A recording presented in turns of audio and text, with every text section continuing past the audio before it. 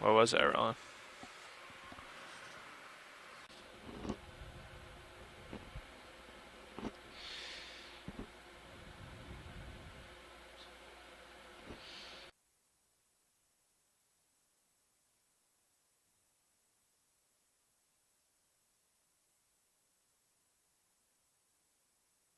And I'm joined here by Mackenzie Geringer, who's going to tell you a little bit more.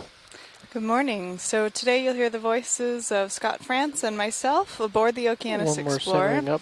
Our dive site today is about 650 nautical miles to the southwest of Honolulu. We've come up now about 80 nautical miles northeast of Johnston Atoll. And we are also joined today by a number of scientists on shore who are participating through a chat room that we have access to on the ship. And they're located at a number of exploration command centers, including in Hawaii and some other places.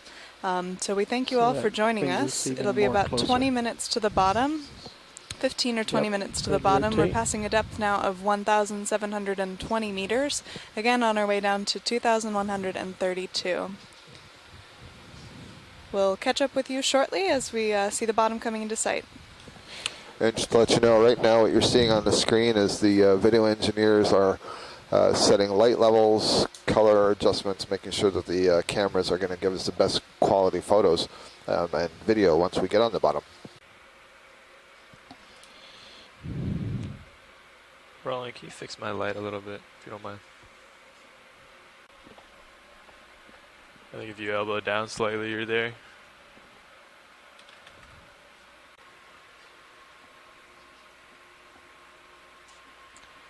And you're looking straight down, so you might have to tilt up a little bit. But delta's at 13.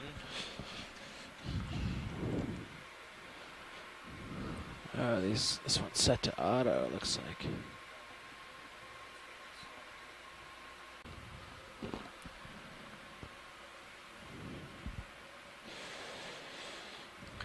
$25.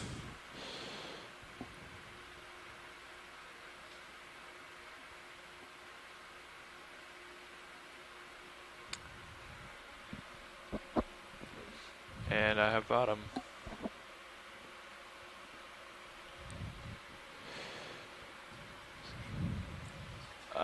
Let's have you stop at 35.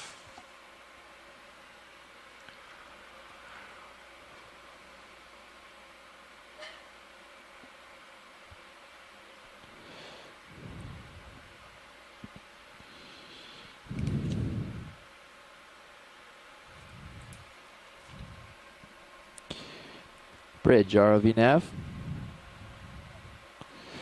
The vehicles have acquired bottom, and our bailout is still due west. Let's have you come down to 30, cup out.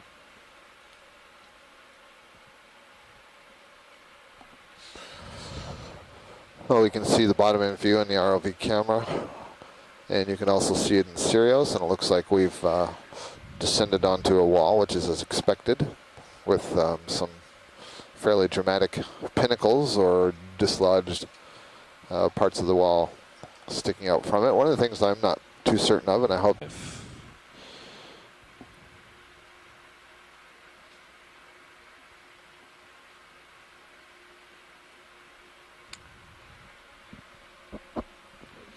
And I have bottom.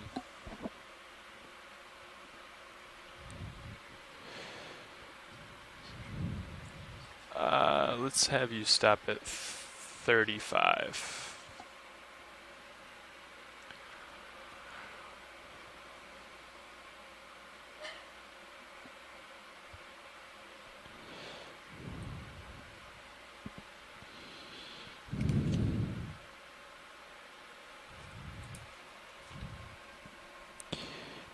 Bridge, ROV nav. The vehicles have acquired bottom, and our bailout is still due west. Let's have you come down to 30, cup out.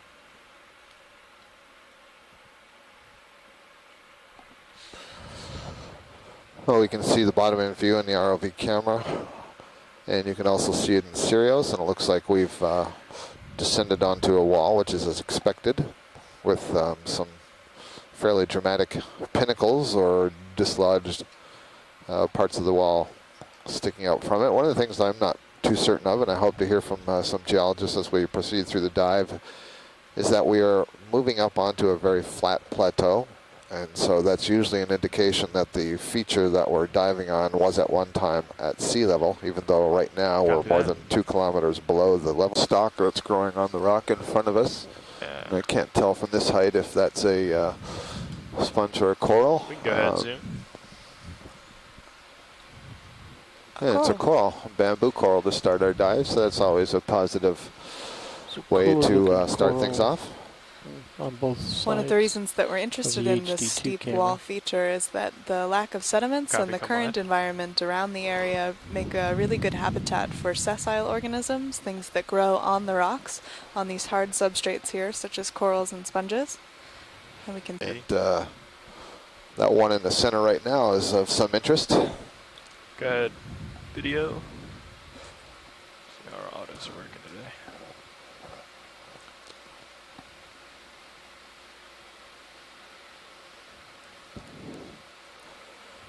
Come on. So this is an octocoral. The common name would be a sea fan or a Gorgonian coral. An octocoral is the name for a subclass in the phylum Cnidaria. The Cnidaria are the gelatinous-like animals that include jellyfish and sea anemones. And in the case of octocorals, they're virtually all colonial. That is, the polyps, the parts that have the mouth and the tentacles, are all joined to one another in a single unit. And that's what you're looking at here. These form skeletons. The skeleton is made of a protein that's embedded with calcium carbonate in the case of this primnoid that we're looking at. So it's fairly stiff. And you can see arising from the branches these little nubbins. Those are the polyps themselves. So those are the feeding that's a fish parts of the colony. Mice and shrimp in the background. And one of the ways that we identify these different kinds of corals is Can you come down a little bit, Copilot? there are specifics of the polyp that we look at, but we've seen enough of these that we can start to get an idea just from the shape of the branching pattern itself. Video. And that's what I'm using to identify this. You can see a little anemone growing on the side of the coral here. So I'm seeing that we have this primnoid and the polyps are all arranged upwards, and there aren't too many primnoids that grow this way that have that sort of orientation that are known from the Central Pacific. So I think I can be pretty confident in saying that this is Calyptophora. And having said that, I am now going to see if I can quickly verify that. You'll see in the branches we have a few little brittle stars. These are ophiuroids, and they are also known as snake stars. They have these, or serpent stars, they have these long arms that can wrap around the corals, and we often see those. Yeah, so I feel comfortable calling this Primnoidae, family Primnoidae, genus Calyptophora. So that was a good view of that. Thank you. Let's come back down to the other one.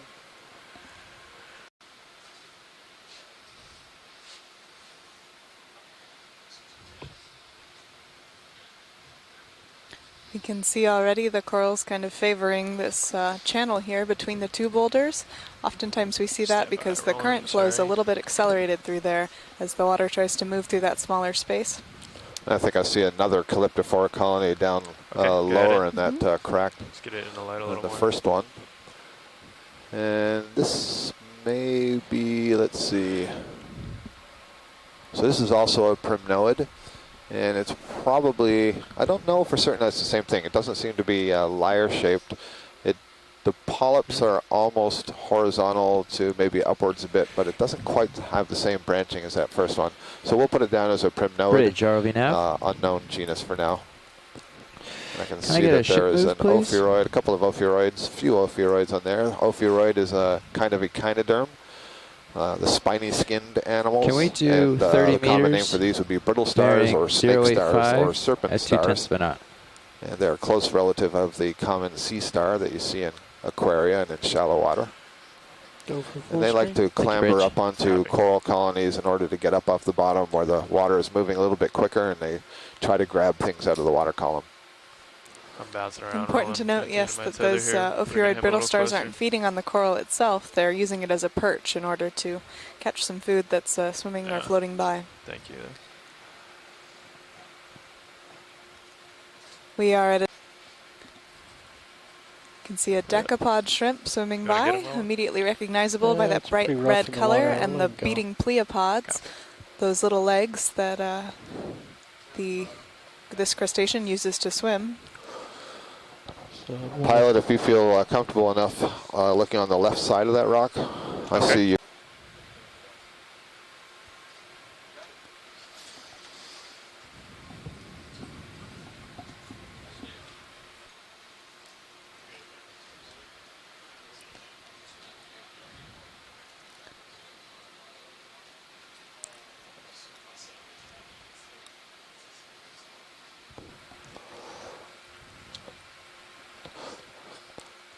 So just getting in position for a closer look at this whip that we saw when we first got down here, and we know that it's a bamboo coral. We just wanted to get a close look at the polyp so we can see if we can put it into a more specific identifiable category. The bamboo corals represent a family of octocorals, the Echinidae. There are actually 4 subfamilies of Echinids, and one of them is very common in the deep parts of the deep sea, and Okay, is go ahead, what we've Roland. been seeing all the time. So this would be a genus Co-pilot, take my in camera. that subfamily.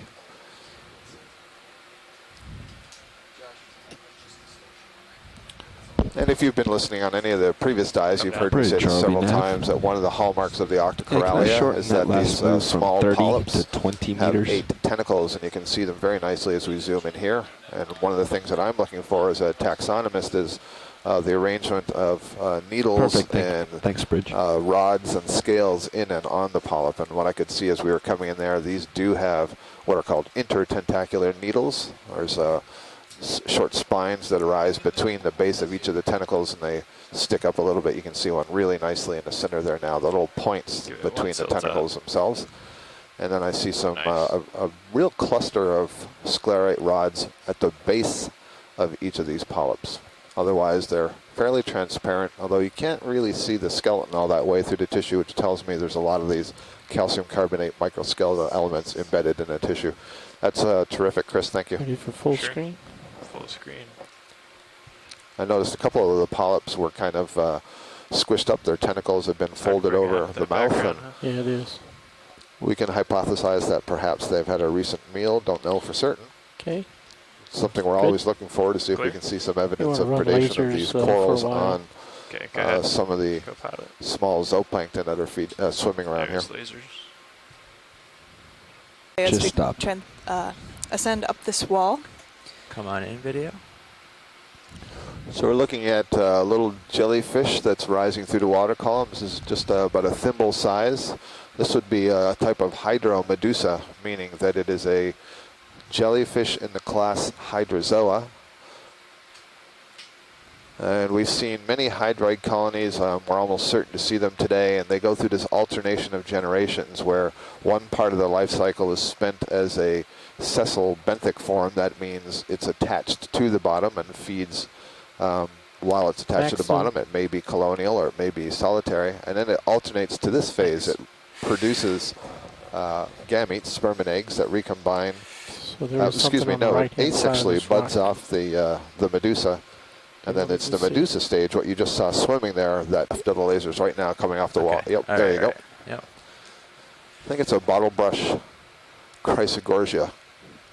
And this would be the 3rd major family of the deep sea octocorals. So there's 3 families that have a lot of diversity and abundance and distribution in the deep sea: the Primnoidae, the Echinidae, the bamboo Come on in, corals, and the Chrysogorgiidae. So here we have on the very first rock that we've encountered, all 3 families are represented.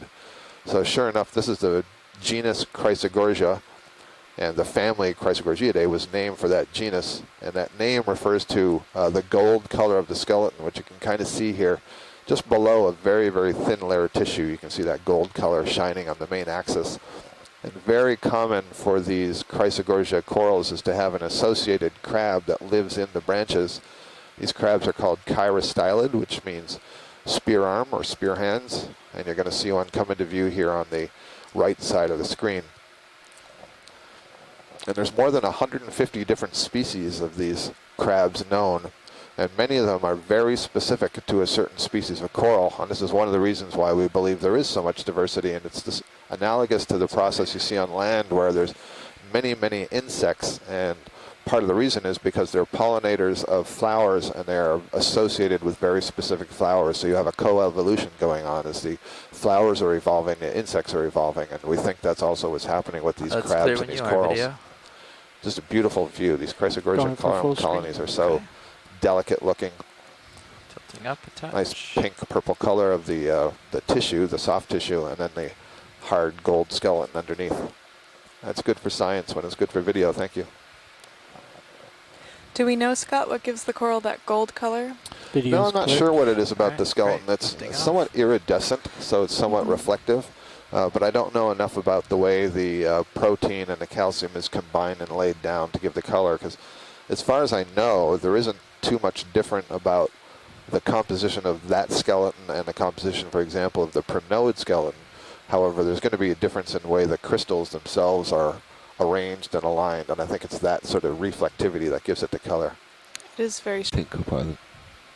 And I think different even one on the right. Yeah, and just below it as well. Yeah. That's what we have been calling Pleurogorgia. We're not sure what it is exactly. We collected one on Lake 2. Couldn't tell if you were talking to me or navigating. Maybe this is the same. It is bottle brush shaped. However, the one on the right is farther. No, the left. The one on the left is even more exciting. The one on the left's more exciting? I think so. So this is, I mean, this is good. This is good stuff. So it's definitely another Chrysogorgia. I'm not 100% certain if this is different from the one we just imaged. We'll have to look closely at the images that we're gathering now. All these data are stored. They're sent to shore. Bridge, and they're reviewed by a lot of different scientists, both the video and the still images, to try to learn whatever we can from what we're seeing. I thought he said he wanted that one. Bridge. Yeah, so that is what I was thinking. Move, that one please. is planar. That's why it's so interesting. It's not a bottle brush. 090. It's a flat plane. And that might be another one coming into view here. Yep. Good copy. Thank you. Absolutely. Bridge. So that's more exciting because most of the Chrysogorgia have that more bottle brush or bush-like shape, whereas this is one that's a flat fan. It's called flabellate. Yep. It's in basically two-dimensional growth instead of the three-dimensional growth of the bottle brush. So this could be something like there is a species known, Chrysogorgia pinnata. Slow down. And I'm not certain that this is that species, but it certainly has that sort of growth form. So this is a really serendipitous place to have landed. We are collecting information today that will be extremely valuable for NOAA's Deep Sea Coral and Technology program, who will have a nice database of information about the corals in this area. We are also gathering information for the Marine National Monuments program. We are diving today in the Pacific Remote Islands Marine National Monument. Yes, can you and also already give me, on these first two rocks, getting a really nice view of some of the deep water corals here. This is an area that's never been seen, so thank you all joining us viewing online. Try it one more time. For joining in the exploration of this pinnacle off the Karen Ridge.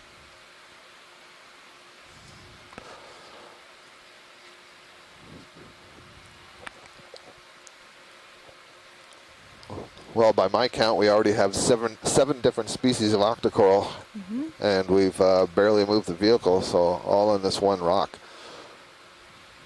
And it's very interesting. Again, if you look at the stream number 2, you see the Sirios view. You see the ROV D2 hovering above this large boulder or pinnacle, and all these coral colonies seem to be aligned on the sides, not the top. And so this is kind of a micro feature or microcosm of the concept of the whole seamount being stuck out of the bottom. Here we have this one large rock stuck up off the bottom, and there may be accelerated currents around the sides of it, and this is why it's a good place to grow and get food. We'll be able to get a nice comparison as we continue with the dive today. We'll be making our way up this wall, this very steep feature here, and then we'll have a few minutes or a little bit of time to look at the plateau itself on this flat top seamount, and we can get a nice comparison of what we see on the sides versus on the plain. Yeah, that's really well said. The hope is that we'll have much more time than that, that we'll have, an hour or two to go across the flat part. And so, yeah, that'll be really instructive to see how the flat area compares to these steep areas. And I expect that there will be more sediment, and so a different kind of fauna group of animals, a community in that sediment on the flat part compared to the wall and these sort of pinnacles and boulders. Really great view coming around that rock. Yep. This stock here looks like something different. And interestingly enough, in converse to the last 2 days of diving, we don't see a lot of sponges. Instead, we're seeing a lot of corals. So is this, I guess this is the lyrate prim. But I note this one is very close to the edge. Can go on partial.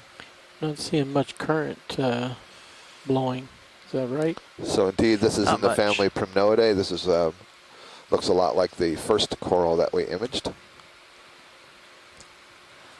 Over the last few dives, we've been in areas of very high current flow, and our pilot and video team were just noting that there was maybe not quite as fast of a current today. You could see those polyps were coming out in pairs on the branches, and they kind of looked pointed upwards a bit. And so that's what's allowing us to give the tentative identification of, wow, Mackenzie, this is our day. Fish already. Coral and fish.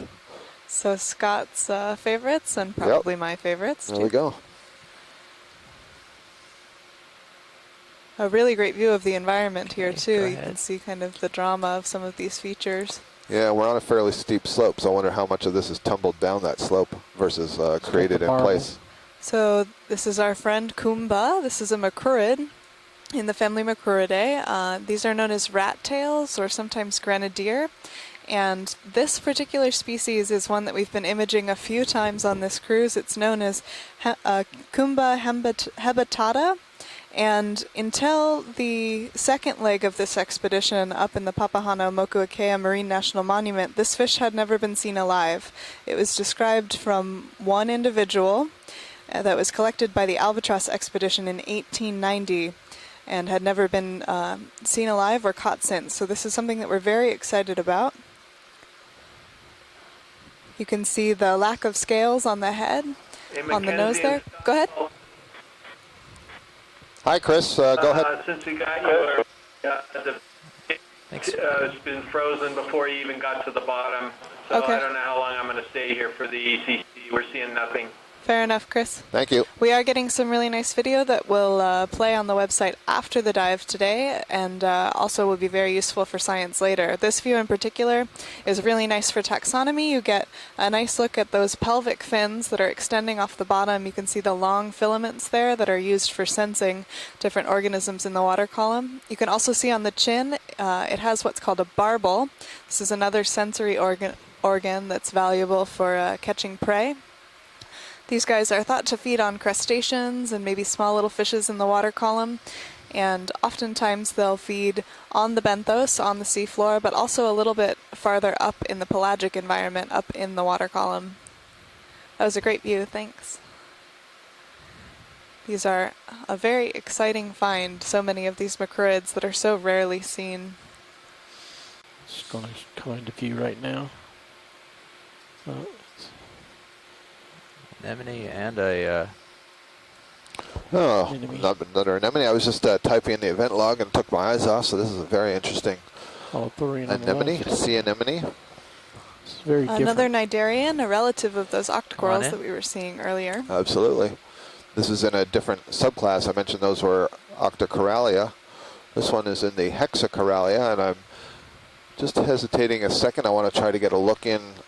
Among those tentacles is the Tilt mouth. down, bring this mouth to And the there are two Okay. groups of Side and anemone-like, left. well, there's actually 4 groups of anemone-like hexacorals. And as we get closer, there we go. So you notice that inside those long tentacles, there's a series of very short tentacles, and those are kind of folded up right now around the mouth. So that gives us a clue to the Little more identification. This is in fact not a sea anemone. This is something called a tube anemone. And while it may look superficially similar, there's a number of fine details of its anatomy and some growth structures that are very different. So one thing is the name tube anemone suggests that it has a tube. This does build a tube. All of the cnidarians have these cells called cnidae, and there's a variety of different kinds of cnidae, and the most familiar known is the pneumatocyst. That's the stinging cell. They're like little harpoons, and some of them have toxins associated with them that can paralyze their prey. But tube anemones have a special kind called a tychocyst that is internal in the cell, and it's all folded up, and when it's fired, it unfolds and it's very sticky. And they use that to bind up For full screen. sand Okay. particles, mud particles, and mucus been to build a 6 tube. minutes since So you're the going to end of the see last just move. below You ready here for that there another is short a one? tube, and it's it feels kind of leathery. It's kind of soft. The Just- inside is I'm very just gonna smooth, keep doing and like this 10 whole and 15 tube anemone meter can moves. retract into that tube.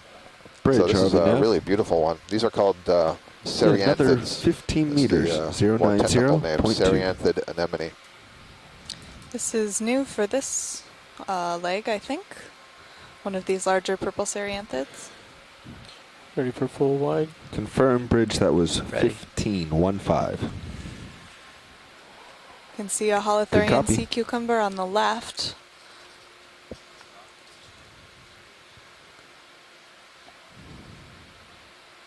What's that? Want me to light it up over there? Stand by 1 second. Those See tube that? anemones are Actually, from this point of view, we might be able to get it after we get this holothurian yeah, do you- possibly. what do you I like? think it's on the far side tube of the. tube of the tube anemone. Oh, okay. So this is a holothurian sea Think from this cucumber, angle we also can in get that it. phylum Echinodermata that we were talking about earlier with the brittle stars. And this phylum gets their name from their spiky skin. It may not look like it, but Excellent. this sea cucumber does have a series of little tiny spikes called ossicles that are embedded within the skin. These are nice because you can Show actually on the see most screen. of the internal organs, and they can give us an idea of the anatomy even just from the video. You'll see the long digestive tract, that's that kind of yellowish white there. And it's looking to see if there might be some gonadal tissue up at the top. Right, yeah, the pink colored stuff, it usually looks like a cluster of berries on a long stalk coming from the head end, and that indeed I think is what we're seeing right there. Those little pink tendrils. You can see we are looking, yes, at the head end. Could be hard to tell sometimes. So this animal is searching for fine-grained particles on the seafloor and ingests them, and you can see that it takes up a little bit of sand as well, and it takes a long time to Okay, let's look digest at in that the- long intestine. The Other sort of picture, strawberry I'm trying colored to look stuff at you the saw at the tube head end, those were the mounted on the bases rock. of modified tube feet, the same sort of little tube feet that you see under sea star arms, but those are bigger and modified to pick up these fine sand grains that have deposited on the Stand by. rock. Members yesterday, they're in a very important part of the deep sea because they actually kind of collect organic matter as they're picking through the sediment, and then the what is the word that Les uses? The Excrement? Oh, the everta or something. The excrement Egesta, of the egesta. egesta of the holothurian can serve as food for other animals, and you'll see a lot of those tubes. so we're getting on a, the seafloor. Go sorry, ahead. Mackenzie, we're getting a side look at this tube anemone, and we still can't see the tube. Basically, it's on the other side of the rock, going probably alongside the rock, but that is the side of what we call the body column, which is the main axis of the polyp itself. All right, good stuff. So Scott and I are both biologists, but I think we're impressed here with the geology that we are seeing. Absolutely. Definitely a complex topography. You can see Below that a too, very large, Okay. broad plateau that we suspect is going to have a fair amount of sediments that are accumulated on the top of it. And this is a fairly steep slope just below that, so I fully expect that we'll see more sediments like we're seeing here tucked in among the rocks that's kind of drifting off the top of that plateau and settling down on the slope. And it should, continue to tumble down, so there would be more sediments near the base of this seamount, but we will see some scattered up here. One of the questions for me is, are we looking at volcanic rock or are we looking at carbonate rock? And in both cases, as we've seen throughout this expedition, rock on the bottom gets coated in manganese that's being precipitated out of the water column over the hundreds of thousands and millions of years that these features have been down here on the seafloor. And so it's a little bit hard to tell, certainly for me, as you say, I'm not a geologist, what that rock is that's underneath that black manganese coating.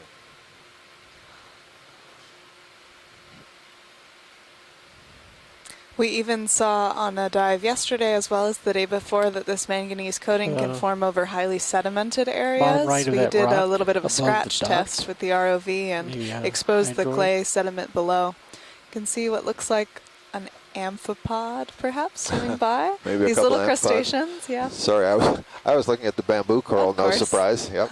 Bamboo coral is rooted at both ends. Really?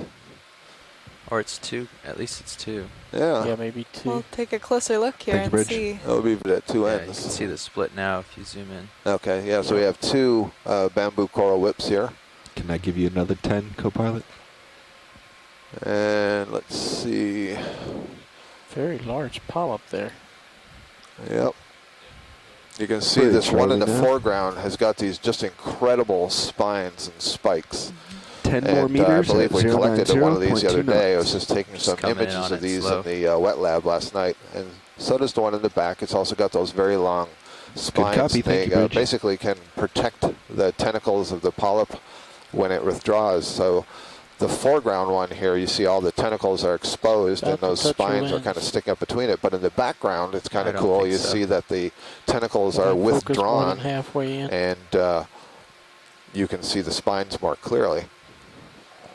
Yeah, I got it. Thanks. Full wide.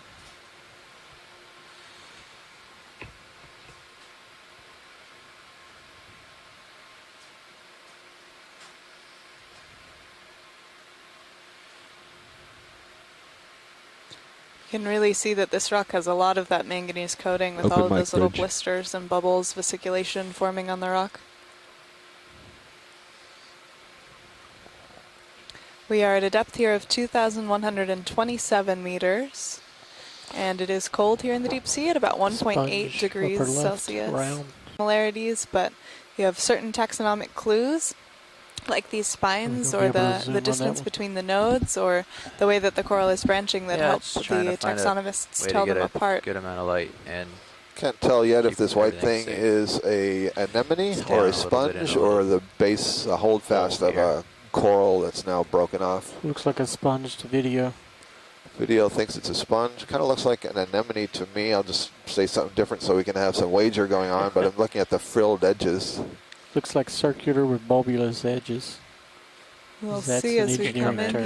here. Yep. Always a bit of a fun game to make these predictions in advance. And Roland like is a absolutely sponge. correct.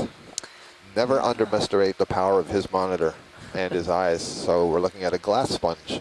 So these are in the group Hexactinellidae. They're Thank you, common Bridge. in the deep sea. We've been seeing a lot of them on this leg of the expedition, and they are formed of a series of tiny spicules, which are little fibers that come in different shapes like jacks, and they get laid down and fused into these complicated architectures of this lattice work that can really be beautiful. And then the tissue of the sponge is laid over that. These are filter feeders that are frantically beating little flagella in every cell to channel the water through the sponge, collecting things out of the water column. We're off the This looks a satellite. lot like Have the been one for a that we very saw long the other time. day and one we collected, where it's kind of vase-shaped with these knobs or foliaceous tubes sticking out from the side. And, the texture of these we described when we got it is kind of like frozen slush. It's hard, but it's also collapses very easily. Yeah, it's a really good way to describe that texture. So it's quite fragile, actually. Video's clear. thanks. And maybe not what you would think of as a sponge at first. You might think that a sponge is really soft and compressible. There's a polychaete worm swimming on the left. But a lot of these glass sponges are actually remarkably stiff and hard. Not more than about Dropping down, 8 light it up. centimeters One tall, more ship perhaps. move. 15 meters, 1.5 at 090.2. It's getting longer. Also a crinoid on the right. Maybe of it's the just rock. a prop for that rock. Can you bring that one? Yeah, thanks. Thanks, Bridge. Good copy. Huh? We're That's what I meant, bring it up. approaching the Yeah. base of the cliff, so we're just I'm gonna proceeding bring it very up. cautiously. You can come in. Video.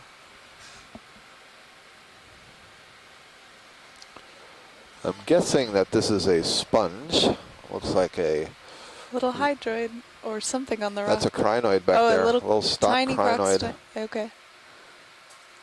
Yeah, so we were seeing these as well yesterday. So what you're seeing here is another kind of sponge. It seems to grow like this quite straight stick, but you notice as the focus changes, there are these little go down to the spines lit that up are coming part off the here, like. left and right. This is going to be fine for an identification. We don't have to get closer. This is a cladorizid sponge. It belongs to the family Cladorhizidae. And these are carnivorous sponges. So Mackenzie just gave a nice description of how sponge feeding works by generating a current through the body. But these are unusual sponges in that they have developed adaptations to feed in areas where there may not be all that much material in that small floating in the water column. And so they have adapted their morphology such that the spicules they have are kind of like hooks, and they can trap small swimming crustaceans. It's very fish-like. Very fish-like, but very still. The holothurians kind of have a vertical undulation as they swim, and the fishes is more horizontal. So even from a distance, as we're seeing, I think that's one of the things we're cluing into. Well, my particular problem is that I was looking at a shadow and not what everyone else is seeing. Slowing down. So settling. Only because now he's really not moving. Up there he goes. You can see a lot of these deep sea fish are appearing to swim very slow. Important to keep in mind that this is a cold temperature.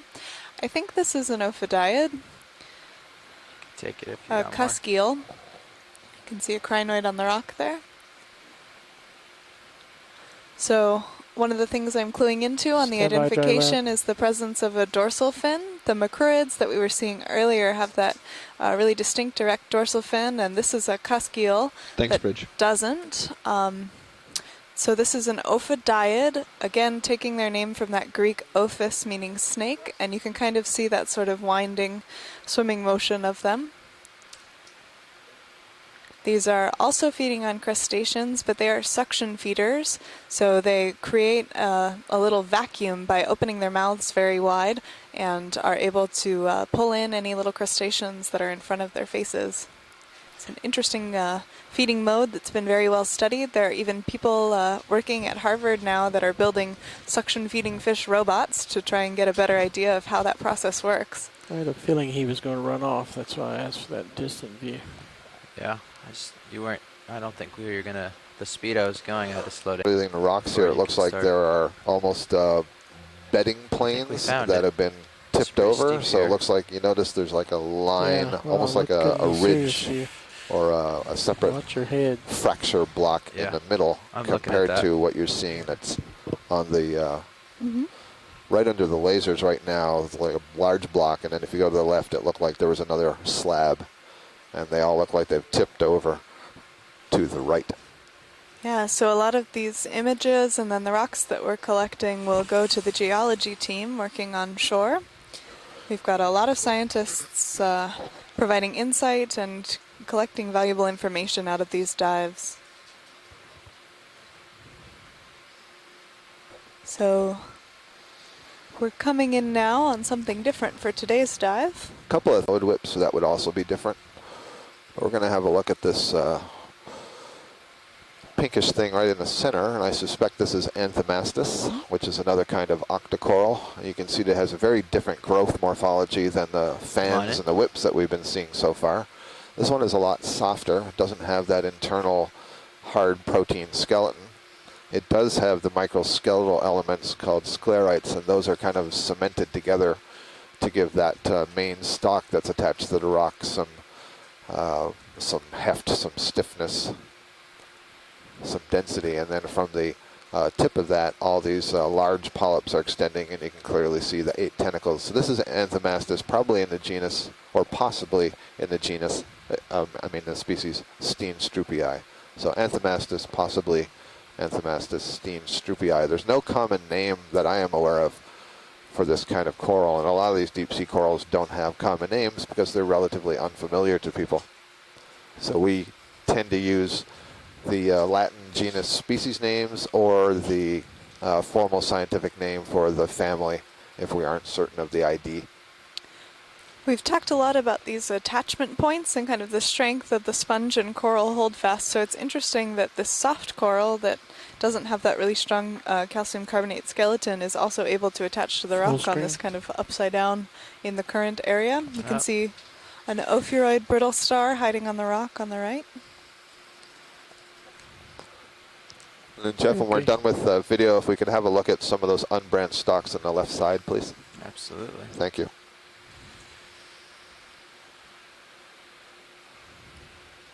So we've seen a couple of different kinds of whip-like octocorals. They were both Isididae, both in the family Isididae, which is a bamboo coral. Air patch of the skeleton where it attaches to the rock. But we did see some branching primnoid fans earlier, and you may have noticed that the polyps themselves were really scaly. The bamboo coral polyps are not scaly, so that's another way for us to distinguish these. And sure enough, that is what these are. And you can see for some of these rings, I see 3 polyps sticking out, so a little triangle of polyps coming out from different sides, and you can see that the polyps appear very rough and scaly. That's the sclerites that are arranged in a series of scales, overlapping scales on the body. I dropped down pretty far for this. I'm just feeling the heat. No problem. Serious. So for science, we've got an ID. That's good. So video can control what you do.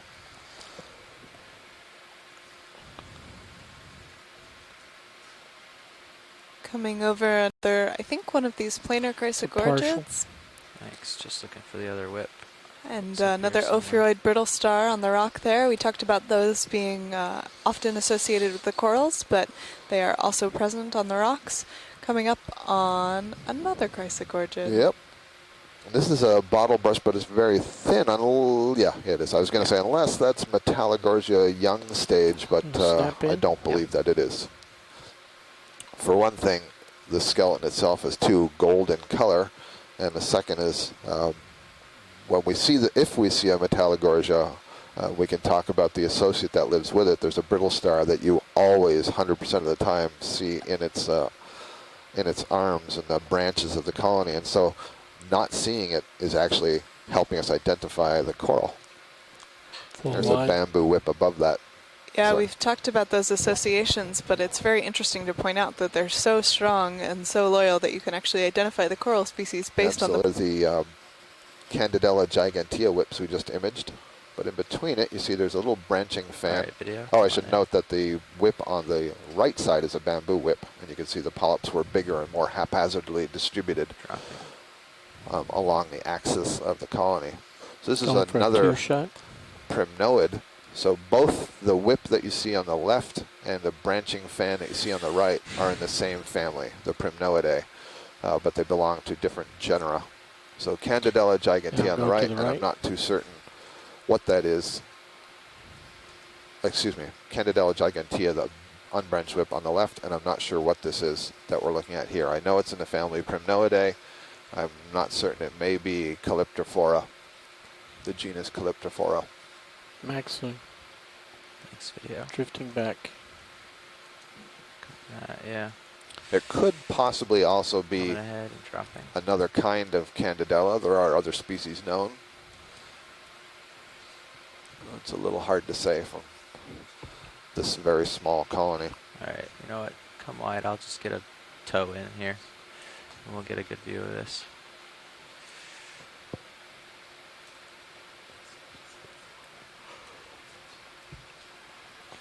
Bear with me for just a second.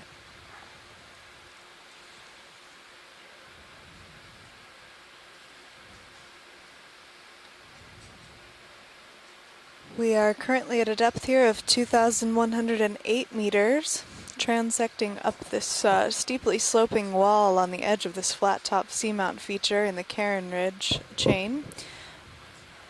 We are headed today to a plateau that's about 1,860 meters, and that will give us an idea to compare the community between this sloping wall and the flat top.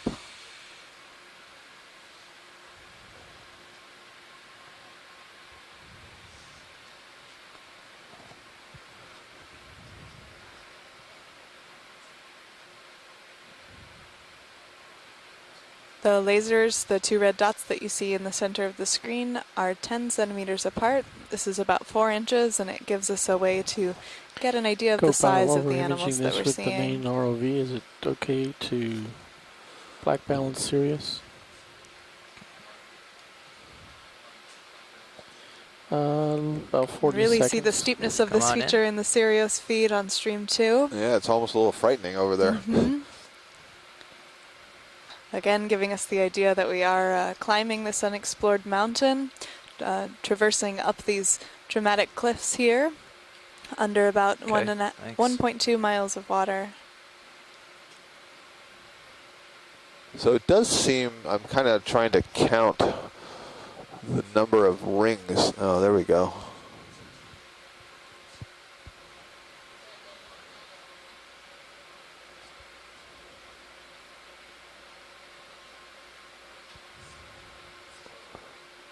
That is a pretty fantastic view that we're getting. And I'm going to say that this is a Calyptophora. Thank you. That's a really nice view. I said Calyptophora. I'm sorry. I'm going to say this is a Candidella. They start with C. You know, I'm getting mixed up. Not Calyptophora, Candidella. Which is interesting. That means we had a Candidella unbranched whip next to a Candidella fan. And that tells you that there can be variation in morphology within a genus. Cup corals straight ahead or sponge. Seeing a lovely unstock down there. Jump up here. Go ahead, Scott, sorry. That's all right. I'm just pointing it out. I was going to finish the thought that that also is an indication that the details that you need to identify No, we need to get to our destination. these different corals are below the level of the colony that we're seeing. They're very fine details. So I just realized I'm noticing as we continue up here, this is going to start getting shearer and shearer and fewer rocks. I didn't want to make sure we missed out on a rock if you want one. I think that is an excellent observation, Jeff, and we should do that. So we do try to collect 2 rocks on each of our dives. We like to get one close to the deepest part where we land, and then one further upslope when we're diving on ridges or on cones. We like to try to get one near the top. Here we'll probably want to get one maybe just below the edge of the plateau itself, because the plateau will probably be sediment covered, and I'm guessing carbonate, and that's not really the rock that's of interest. What's of interest is the underlying bedrock, the volcanic rock that formed this seamount feature. Does any of this look right, or does this all look... Looks very Going to big. give you 15 meters, co-pilot. Jeff, I don't see that there's anything that's different. That's the problem. So I think that in this area, one rock is going to be like another, unless we see somehow there's an obvious failing of a slope. 915 is just 90. By using a gonna, radiometric dating Yep. method. Now straight above your lasers, I think, is a decent one. Good copy, Bridge. Up to the right. So our Looks sort like of it's about technical 20 problem at this particular centimeters wide. moment is that we are in fairly heavy seas. We have Give you a 20 to partial. 21 knot winds blowing How's that today, rock and so the above ship look? is moving around Here? quite Yeah. a bit That guy? relative to Okay. other Does that days, look good to you? and so we're having That looks better, Jeff. The other one was kind of communication bubbly issues. and manganese This one looks encrusted. better. Yep, okay. And so you may be experiencing dropout in the video, and so our geologists won't be able to watch what we're seeing. I'm just going to settle in here and see give if us I some can actually guidance reach on out the there. rocks. I love my Luckily, tether. they've been Ship's giving coming us some towards you. training Thanks. Yep. throughout these dives, so we're a little bit better at knowing what to look for. This is dive number 13, so we've learned something on the first 12, and somebody, I think, was trying to... I thought it was an Call in. echo of me. oh, was it? Okay. I think it was an echo. We're still not tracking.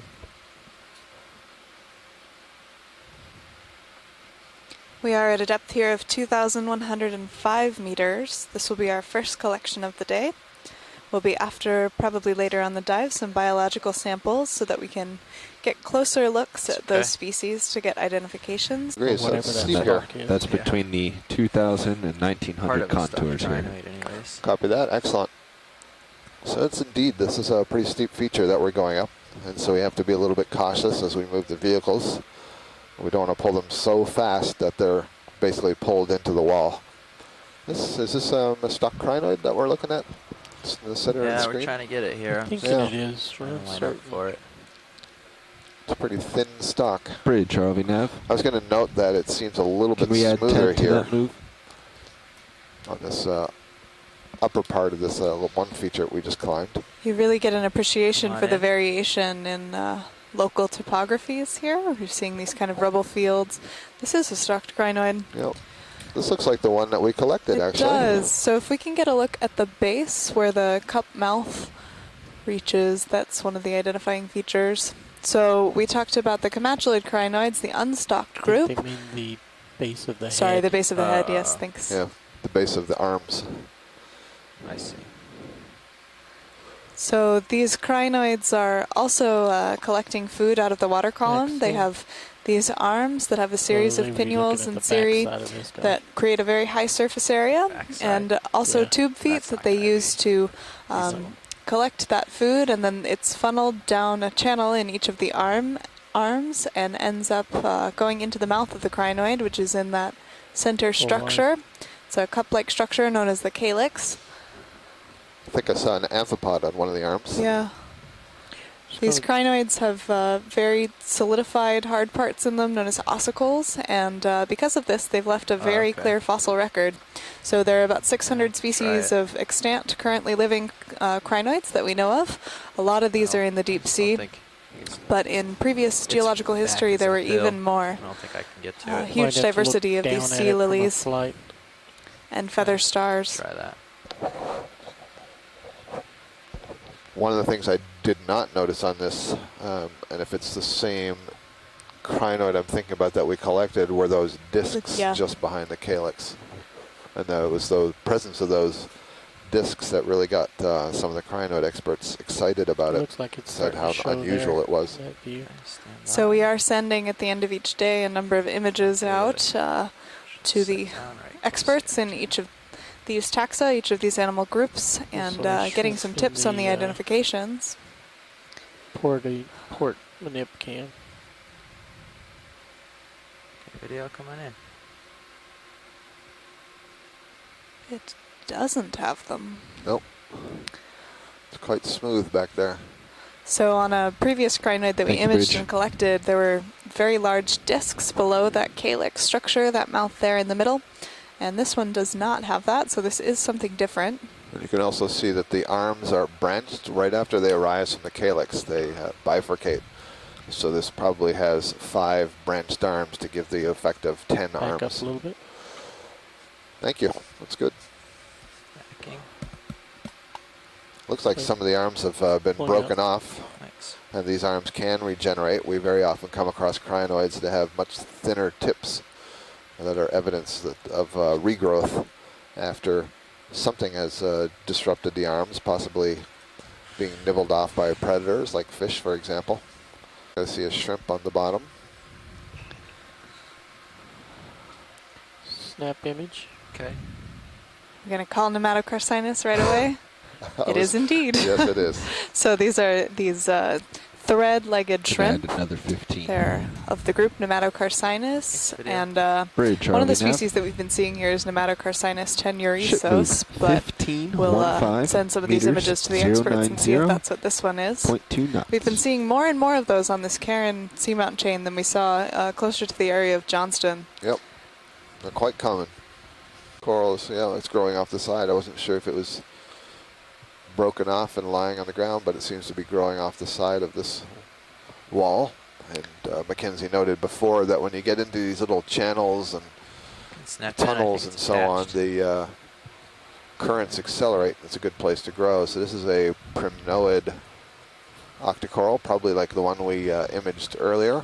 Candidella fan of some kind, then 2 Chrysogorgia colonies next to it that have those little almost teardrops on a very fine skeleton. That's what those are. And then I see a stalk sponge further down below that. Thank you. The sponge looks different because the stalk looks very translucent. Yep.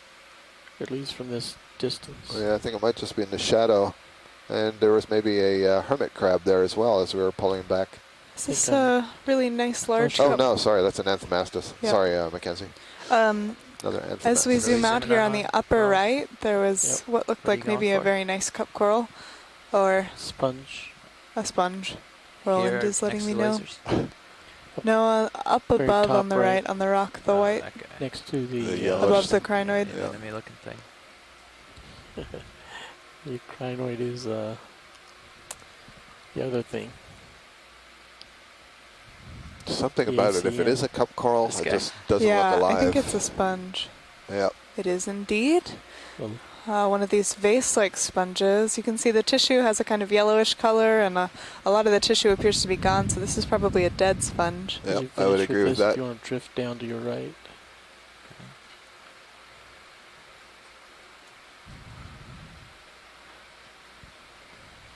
It's an anemone, not a crinoid. Anemone. So I think Scott and I are both looking in the center to see if it has this extra pair of tentacles, and it does. Yep.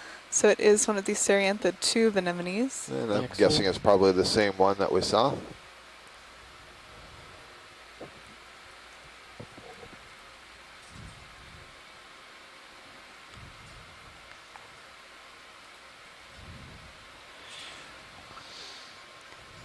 Really high diversity and abundance on this one rock here.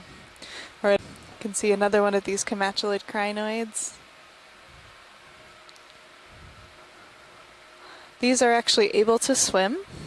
Those stocked crinoids can't, but the comatulid unstocked crinoids can have an escape response, or if they're looking for an area of better food availability, they can swim away. We're seeing a holothurian there in the rock on the right. Sea cucumber, you can see its transparent body and just the intestine, the white tube that's extending through the body. And an ophiuroid on the rock.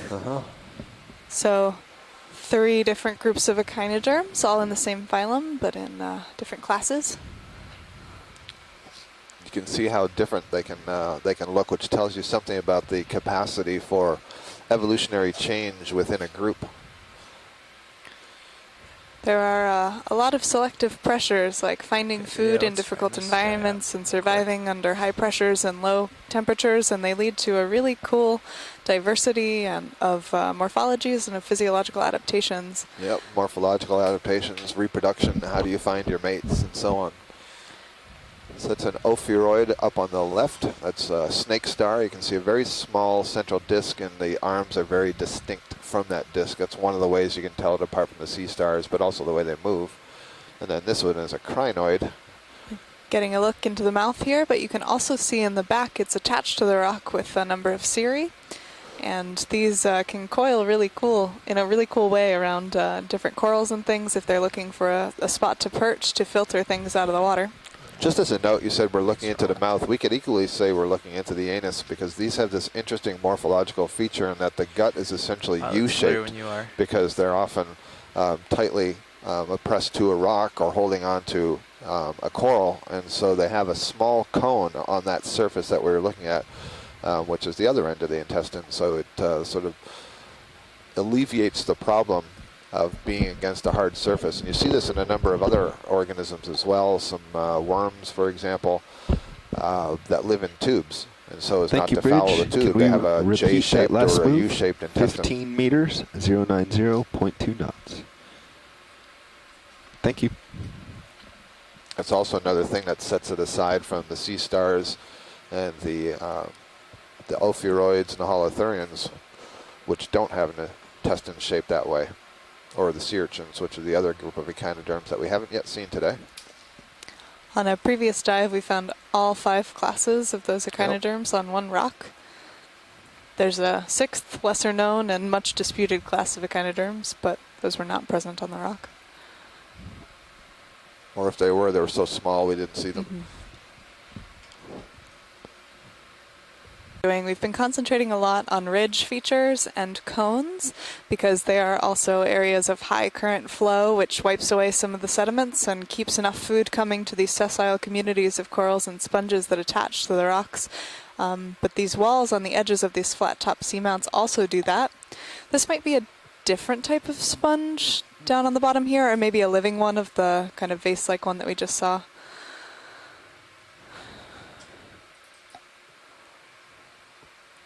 Come in, video.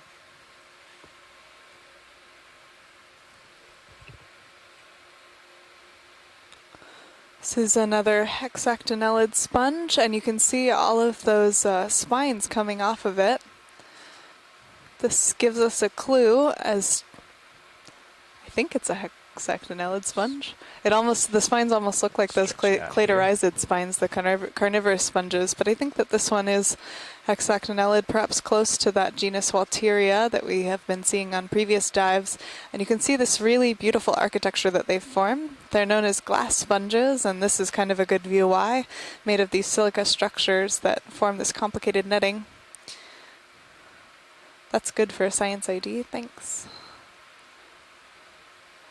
And it's been a theme on a number of these dives, is really the huge diversity of sponges.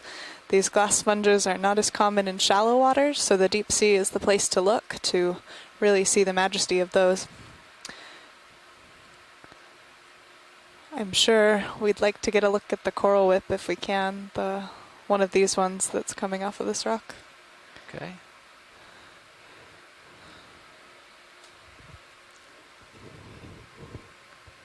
Come on in.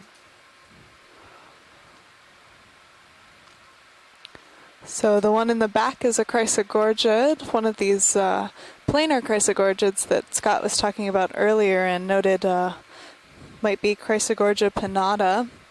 The one on the left is a different type of octocoral in the family Crinoidae.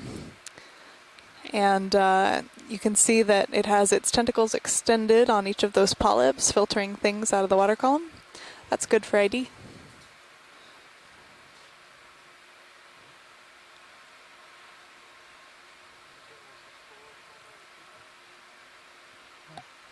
All right, video. Several ophiuroids hiding on the rock here. Those are those brittle stars. Thank you, We'll Bridge. often see those associated with the corals themselves, having their serpent-like legs wound around the corals, fishing for things in the water column. Okeanos has rejoined the conference call. Thank you, Roland. Hey guys, welcome back. Hi, Casey. Thanks. So we're at a depth now of 2,077 meters, and we're continuing to make our way up this ridge. We've seen already a huge diversity of corals, I think about 12 different species, or what we think are different species. Go ahead, Roland. The satellite also is still not tracking, so just so you know, we do have the ET. He is trying to troubleshoot it and make it work. We're currently not on the satellite. Sort of inside. These are also decapods, like tubes, Yep. often amphipods or here. things. Getting a nice shot of this fish coming up. Always very exciting. This is the guy that really doesn't like our vibrations. From this view, it looks like one of these synaphobranchid eels that's very robust.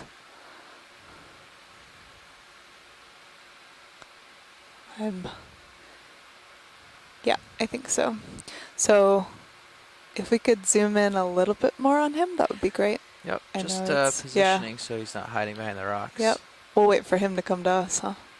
Okay, video, come on. This So- is the guy that when he gets close, he opens his mouth and And shakes runs his away, head. yeah. So this is a synaphobranchid eel. This is Synaphobranchus affinis. You can see the dorsal fin starting pretty close to where the pectoral fins meet the body there, and they are often disturbed by the lights of the ROV. Lights or vibration? Oh, lights or the vibrations, yeah, for sure. We don't know if a lot of these species can see. So you can also see along the body this series of white dots. These are lateral line pores. It's kind of a sixth sense that fishes have to sense vibration in the water.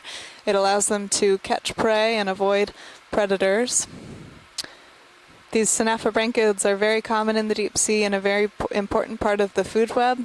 They're both scavengers, feeding on fallen carrion, a nice anemone there, and are also feeding on small crustaceans. And you can see that they have these really large nostrils. Again, those are useful for sensing. Pulling out. Very interesting eyes on that one. That's great imagery for Thanks, Roland. for science. Thank you. These synaphobranchid eels are relatively commonly seen down to depths of over 6,000 meters in a few trenches. One interesting thing that we see is they often they are scavengers, but they often need something to take a bite, to take the first bite of a whale or a fish or something that has fallen, because they don't have a very strong jaw. So they often wait for a shark to come by and sort of open the bait, and then come in a little bit later. So that's over. Got distracted by the squat lobster. Scanning, but I don't. Oh, there it is, down. Yep. On the left. So another one of these Galatheid crabs, known as squat lobsters. Pick up to down. I'll light it up a little better. Okay, come on in. So I mentioned earlier that often we've seen these guys with very clean, unspiked arms. This would be an example of that, I believe. Yeah, that the arms have fewer spines on them than that one that we saw earlier, so I think that this is a different species of Galatheid. You can see little antennae sticking out, as well as these two kind of flicking chemosensory receptors that the crab is using to look for food in the water column.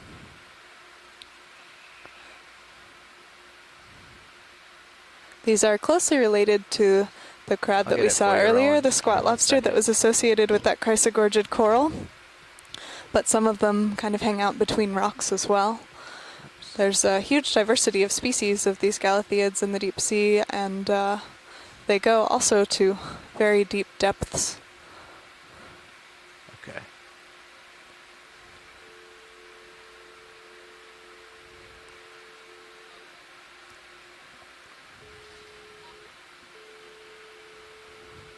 Okay, video is clear. All right.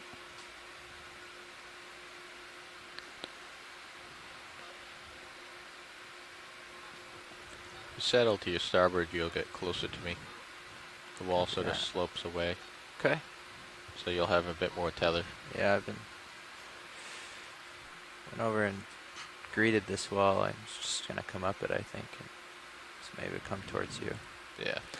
A little bit more rubble here, so we're not seeing quite the density of the corals that we saw on the start of the dive. Giving us an idea again of the patchiness of this environment, how 100 meters away or 10 meters away or even 5 meters away you can have very different... Hi Scott, hi Mackenzie. Hello Dave, Mackenzie's just stepped out for lunch. All right.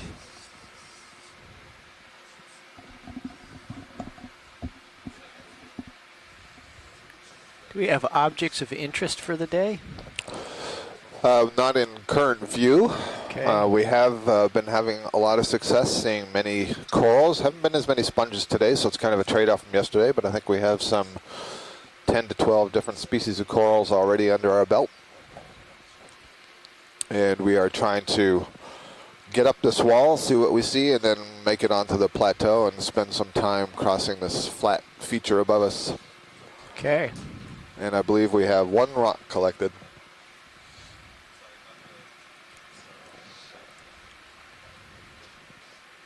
It's a very Tyrolean kind of day here. Tyrolean, you'll have to educate me on that. Tyrolean mountain climbing. Oh, thank you. Yes, this is significantly steeper than, I think, pretty much anything we've done for the dive. This wall, and one of the things we're not certain about is whether we're looking at carbonates that are, you know, there's been a big reef that's grown on top of this platform, or if we're looking at the actual underlying seamount. Okay. So we have collected one rock that will hopefully tell us something. We do see some of these piles of debris that suggest that there's collapse from the wall or been some erosion from above. Okay. So Nick, co-pilot. Hi guys, this That's is Jasper. me. Right. Hi Jasper. I can hear you a little bit right now, so I just coming wanted to back say, over I this think way. the way this thing looks is like a nice Guyot. So ship move just ended. Okay, I'm ready for another one. An old Yeah, reef that got looks like drowned, I think I'd like to or turn there's Sears is sediment heading on top of that. maybe So any 10, rocks 15 to starboard. will probably be Square up easy to the wall? pick Yeah, on the square way up to up the wall. before you Okay, get there. I'm there. Come on Copy over, that, Nick. Jasper. Thank you. So And we we'll, had a similar thought. We have your already Sirius is grabbed probably one still rock swinging a from little. someone It lower just ended down, 2 and minutes ago. we did say that we'd like to get another one a little bit higher up the slope, but definitely before we get to the plateau, because we also So once we know expect the that there will be quite a direction, lot we'll of do a sediment, short not so move much there. rock. Right. So Jasper, Great. Thank you. yeah, let me just ask, do you think Okay, that so the Sirius rock is that at we're about seeing is 100. more likely carbonate in origin, or are we low enough on the slope that there's a good chance that there will be something of the underlying seamountain there? And is 28 from the wall. So I'll just do a 10-meter move that way. If you're asking about what I'm looking at See right how it now, I'm goes. still looking at a coral that was in view. Yeah, no, I'm talking about more in just in general. You know, we see lots of rubble piles, and I'm just not sure, you know, what thickness is it possible that the carbonate would be on top of the seamount? There's likely Bridge carbonate nav. on top, and in Could I have a a lot ship of the move? cases, you have 10 one of these, meters, you'll 10 have meters, sort of shoots bearing coming down with 100 debris from the top. at 0.2 knots. And so that can have carbonate blocks and Thank you, Bridge. boulders and pebbles and whatnot in it. Just as much as you can have Nick, you volcanic can, rocks sticking out. drop It the will depend range on of the your steepness sonar and exactly down where one. you are. You don't need to see out to 80 All right, meters. well, we'll try to keep our Everything is eye out and 40 pick meters or something that less looks away. Okay. The mouse is to your right. Sounds good. We'll be relying on you because we don't have a whole lot of footage right now. Yeah, it's too bad. The sea state is significantly worse than it's been in the last week, and so we simply can't get satellite connection. Full wide. Looks like a dead sponge that's tumbled there along with this other rock. And you heard one of the things Jasper noted, you know, as we're going up the wall, you're going to find these chutes, these sort of erosion channels, and there will be a lot of rock that's piled in the erosion channel, and some fraction of that may have tumbled from above, and some of it may be the carbonates that we expect to see on the upper part of the platform that may be coming to rest down on the slope where it gets a little bit flatter.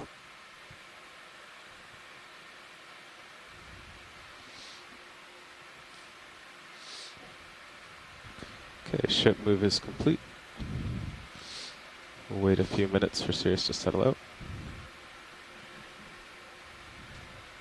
Looks like a crinoid. Quick zoom just to... Zooming in. Oh, got a little overhang here. Would you like me to Hold stay on. partial? No, I got it in my manip cam. I'm okay. Okay. A little more zoom. Zooming in. Getting a close-up of an Echinoderm That's in good. the class Crinoidea.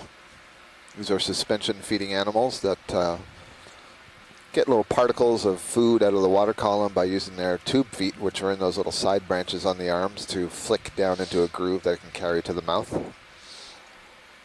And having those tube feet is one of the hallmarks of being an Echinoderm. You find that in the sea stars and the sea urchins, sea cucumbers, and the brittle stars.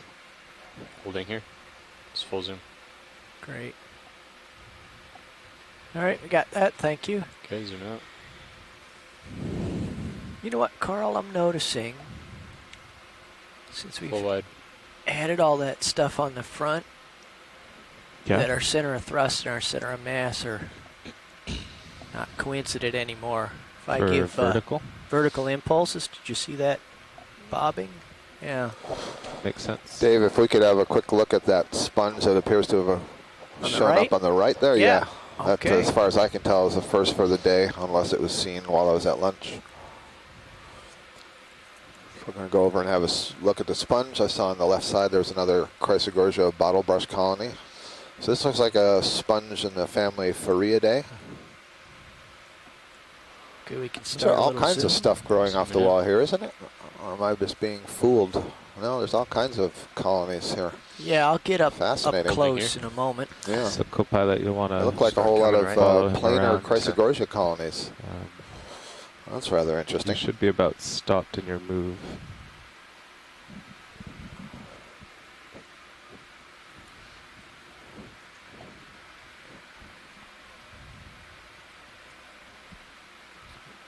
That looks pretty good. I think you're squared up. not getting any closer. There's a big overhanging rock here. Let me bump up just a smidge. Yeah, so I'd keep him in view till he's done with the sponge, and then herd him back until you're totally perpendicular to this feature. Okay. Okay, we can zoom a little more. Zooming in. So we see lots of different kinds of morphologies of sponges, and this one has this kind of roughly appearance at the edges. And I have learned from Chris Kelly that these are in the family of Phoriidae, so we refer to them as Phoriid sponges. The exact genus and species is unknown, certainly to me. But there are collections of this, and Chris has been noting that they've been working on the sponge fauna from around these Hawaiian Islands and the deep holding here areas, and they've got some 50 or so that are lined up to describe as new species.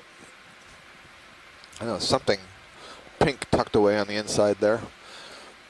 But then you also see in the background these little pink planar fans. These are Chrysogorgia colonies, and I noticed as we were coming in towards the sponge, they're dotted all over the surface of this wall. Here's one now. Yeah. So we've seen some of these planar ones from down below, but I didn't see the abundance that we saw on this wall, which is kind of interesting. That suggests that there's either a good down current or up current that is providing Pilot, once you're done with this, we'll have you come back to port. Great. So, Scott, this stuff is everywhere. The slope. Boy, look at all of these. This is incredible. Really dense stand of them. So, co-pilot, if you look in your camera, so we look in the upper left corner. That's a great view. Looking sideways. Upper left corner of your screen there, you can actually see rocks and corals up there. Dave, maybe if we could just verify for me once more that these are all Chrysogorgia. Just get a he looks kind of far away. I'm pretty sure they are. Because you're a little bit sideways, but when he comes back, you'll actually see that you're pretty close. Overlooking a coralliid. So sure enough, these are all in the family Chrysogorgiidae.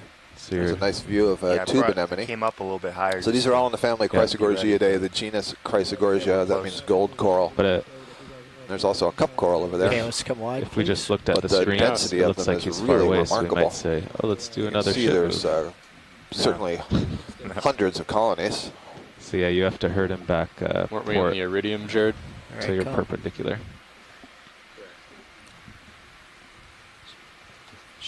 Should we redial it on the VoIP?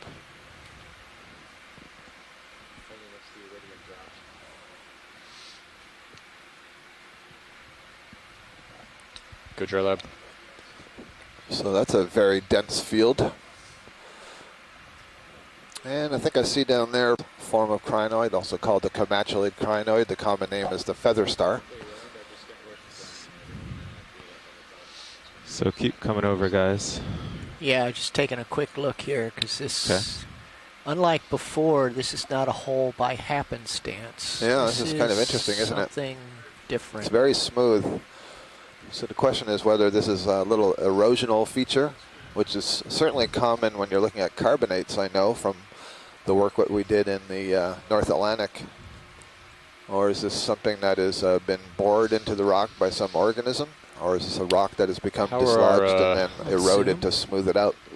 Swing arms right now, how are they oriented? They're extended. Holding here? Hold that, yeah. Can we get any more light in that hole? Or is this a hold fast or something? Okay.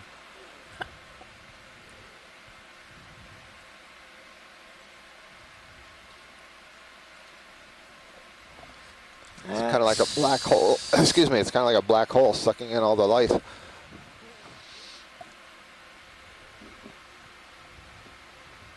Yeah, Dan, unfortunately, with all the crags and overhangs, I don't want to be flying around with my swing arms out. Sure. Understood. But tell you what, Nick, if you would bring the upper swing arms to full up. Let's see if we can get our light forward.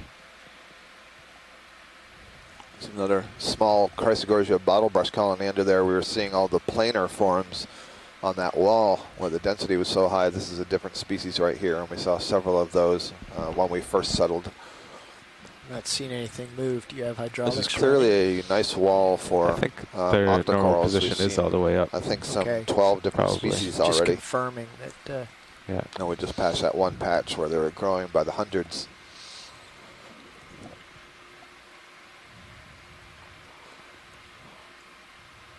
Yeah, I put them both up. Okay. Just wanted to make sure. Sure. Let's zoom back in, Dan. This is... Okay, zooming in.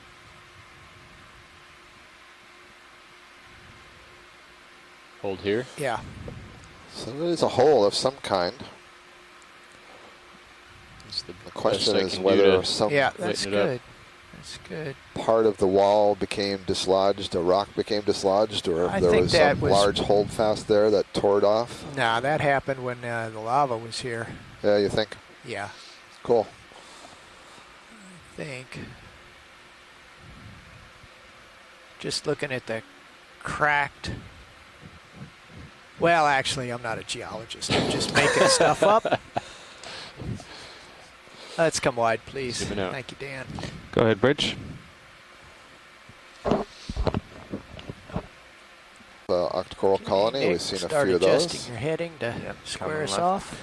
So if you look, if you look in sonar, the closest point is this off, nose the side of the rock 10 degrees to right port. side. We'll get lined up to that. Yeah. Got it. This happens to be where I am right now. Oh, good. Right on the nose.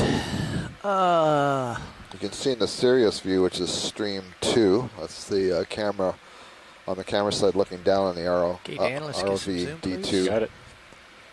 The steepness of what we're climbing, and how this is sort of poked out like a little nose or a spur. And So there we have the Anthomastus on the right. It's kind of octocoral, and then we have a nice crinoid on the left. And in both cases, you can see that the current is moving from the left side to the right side. They're sort of blowing in the water that's flowing by. And the heading right now is 137 degrees, and so that would mean we're having a current from more or less the northeast to the southwest. And that makes perfect sense because the larger scale of what we're on the northwest slope of this Cairn seamount, and we're very close to the northern tip, and the water probably rushes around that corner and comes swooping down here. You can hold it there. Past us where we are and towards the south and west. We can see the long feeding arms of the crinoid here. Side branches, and there's small, very small tube feet. You can't really see them from this view, but there's very small tube feet on those side branches that flick particles out of the water for capture for feeding. I'm going to zoom out a bit. Okay. Frame it up.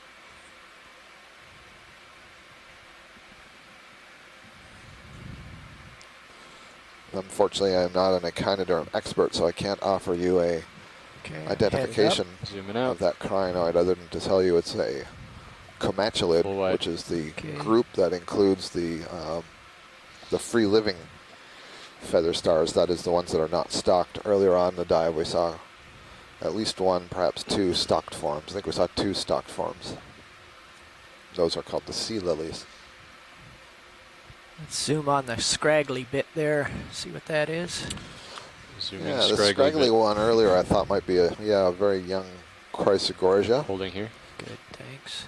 So Chrysogorgia, we described the bottle brush-like form. So here's one that is relatively young. It's started to put out its side branches, but they really haven't done much sub-branching beyond that. So it doesn't appear to have much of its three-dimensional bottle brush-like form yet. But you can clearly see the polyps. And the interesting thing is as they grow, the polyps are consistent in size. It's the overall colony. Yeah, that's good. Work over the rock. If you want the skeleton shape that changes, it keeps adding more branches and more branches. So the ship just made a heading change. In size, but the individual the GPS polyps closely, remain and it the looks same like size. during the change it drifted forward about 6 meters. All right, I think we're all right now. Sonar still looks good. Yeah. I'm happy. But in the next few minutes, Sirius might drift a little 6 meters closer and then 6 meters back. Okay, well, I'm going to continue on up here. I'm just zoomed in a little bit looking for small stuff. Interesting face of rock here. It looks like I was thinking the same thing. Oozed out against something when it's solidified. The heading Grow in change. size, but was the individual watching the polyps GPS closely, remain and it the looks same like size. during the change it drifted forward about 6 meters. All right, I think we're all right now. Sonar still looks good. Yeah. I'm happy. But in the next few minutes, Sirius might drift a little 6 meters closer and then 6 meters back. Okay, well, I'm going to continue on up here. I'm just zoomed in a little bit looking for small stuff. Interesting face of rock here. It looks like I was thinking the same thing. Oozed out against something when it solidified. Or that there's been some failure and it's sheared off, and you're seeing the shearing point. What they call mass wasting. Essentially, you can think of like a landslide. So this is a new coral for the day. A little bit more zoom. Zoom it in. That's good. I can work with Holding that. here. Oh, it's got a sea spider on it. Zoom out A just a bit. pycnogonid sea spider Frame up it in up. the center Zoom back in. there. So that'll be also something new for the day. And actually, we've seen very few, if any, sea spiders on this entire Okay, lake, that'll do, which zooming really in. surprises me because they're fairly common. Holding. Okay. So this is a kind of bamboo coral that I believe is in the genus Jasonisis. You can see that it has relatively thick tissue, so thick that it's very hard to see the underlying skeleton. We can often see the skeleton right through the tissue, and we can see the nodes and internodes that are the hallmark of the bamboo coral. Here I'm only seeing them at the largest of the branching points. I see some dark lines, and those are the nodes, and I can see that the branches are arising from those nodes. So that, in combination with the relative opacity of the tissue, is telling me that this is probably Bridge nav. Jasonisis. Mind if I zoom on those? Go ahead. Pycnogonid? Zooming in. So we're seeing Oh, that's a full zoom. pycnogonid sea spider. This is a kind Hey, of is that heading move arthropod, complete? and it is a specialist Okay. predator Are you looking at high pack on now? zooids, polyps, cnidarian polyps, including octocorals. And when we get a look at it, you'll see that it has a Yeah, very zoom out a long bit. Yeah. snout, and it sticks that snout They are right 10 into the meters, polyp yeah, we're on a Partial. cliff. and sucks its food. I just noticed during So the unlike a lot heading of change, arthropods we drifted that forward about 7 meters. tear up and their then food, a back. lot of at least the decapods, Instead of- shrimp and crabs, are something that tear up their food with Instead their of just chela. doing a The circle around. Quantities of the species seen, so we can get an idea of what the community is like on these features. Here's a lovely crinoid coming into view. A Nice job, Camachalid Dave. crinoid, and we saw this on a previous dive that you get kind of the bleaching of the tentacles with the purple. Just floated right into the view. arms, yeah. So on the previous dive we ID'd this as Atelocrinus. It's sitting on a bamboo coral. You can see it's an unbranched bamboo coral whip, which, given the current taxonomy, would be put in the genus Lepidisis. You can zoom a little bit. Okay, zooming in. Yeah, And that's hold good. here. Some of the cirri, which are the grasping leg-like, thread-like structures that you see at the base there, are turned upwards rather than wrapped around the coral, which is a bit interesting. And I can see that this Lepidisis, the bamboo coral, does have some needle-like spines associated with the polyp. So it may be the same one that we saw deeper earlier today. Almost looks like it has a yellow holdfast down there against the rock. Push focus to the holdfast. Thank you. That's good. Come wide. Could be some sort of microbial overgrowth. Possibly. Or Not sure that I've seen wide. yellow Thank on you. these before. I can zoom back in when These you're more ready. Chrysogogia colonies. Just gonna get the big Looks picture like there's here for a a minute. chirostylid in that one as well. Here's a fish. Different there fish. is a fish. So this is a morid. We haven't seen a morid since our 300-meter dive. These are in a different family. This is our 4th family of fish that we've seen today. We've had the ophidiids, the synaphobranchids, and now this fish, the morid. You can see that it has different a different selection of fins down at the bottom there. This might be in the group Vesicules, though we're a little deep for that, so perhaps not. But that's a new find for this depth on this expedition. Once again, we're coming up on the side of rock that is just incredibly packed with coral colonies. We saw fisher colonies, and I think that might be what you're seeing extend off to the left there, and there's several on the right side of this rock. And Dave, if we could get a look at one or the other of these leggy white colonies. Crinoid on the Yeah. colony on the right. Yeah, that's where I'm headed.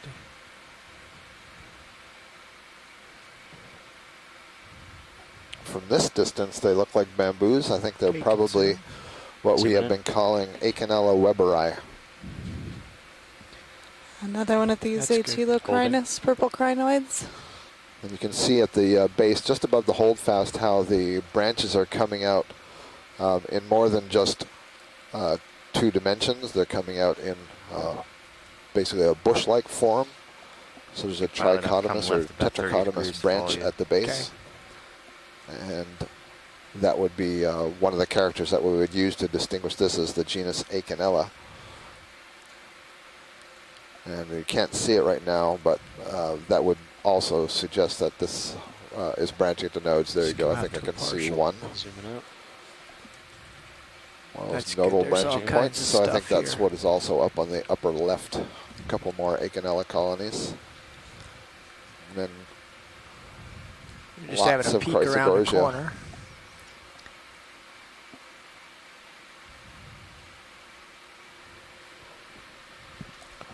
So the fact that we have so many of these colonies on the side walls, there's a couple of things going on. So it's suggestive of a current that's moving up the side of this wall or along the wall that's carrying enough food, but also that there isn't so much sediment being dropped off the top of the plateau as to completely smother these colonies.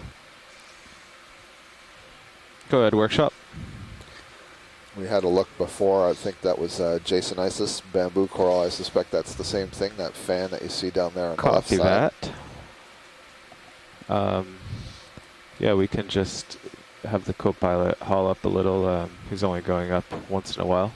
And then we can go off winch for a couple minutes for you. Really high density of colonies here. Wow. You can see them all going yeah, off to the might as left well as get well. over with. Both sides of this cliff feature here. You can see in the Sirius feed as well. Dave, the sponge on the left, upper left may be different, so if we can get a quick look at that as well, please. Workshop. And a look at the Sirius yeah, I camera guess view just is try to very set it all up interesting and to see this. It's minimize almost like the time the left rock to be looks off like the winch. bow of a ship.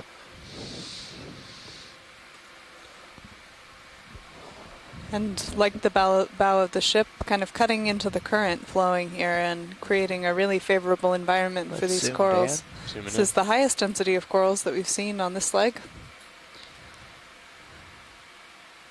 Holding here. Another hexactinellid sponge, but not one like we've seen so far. Unfortunately, I can't get around behind it from here. Sure. That's okay. It's a little bit like a trumpet, isn't it? The shape, I mean? Mm-hmm. Can go down and peer up at it. Might be a helpful perspective.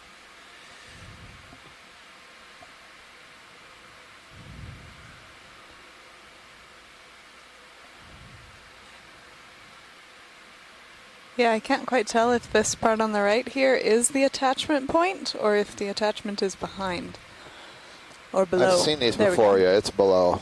Yeah. It's kind of like just a hint of it there.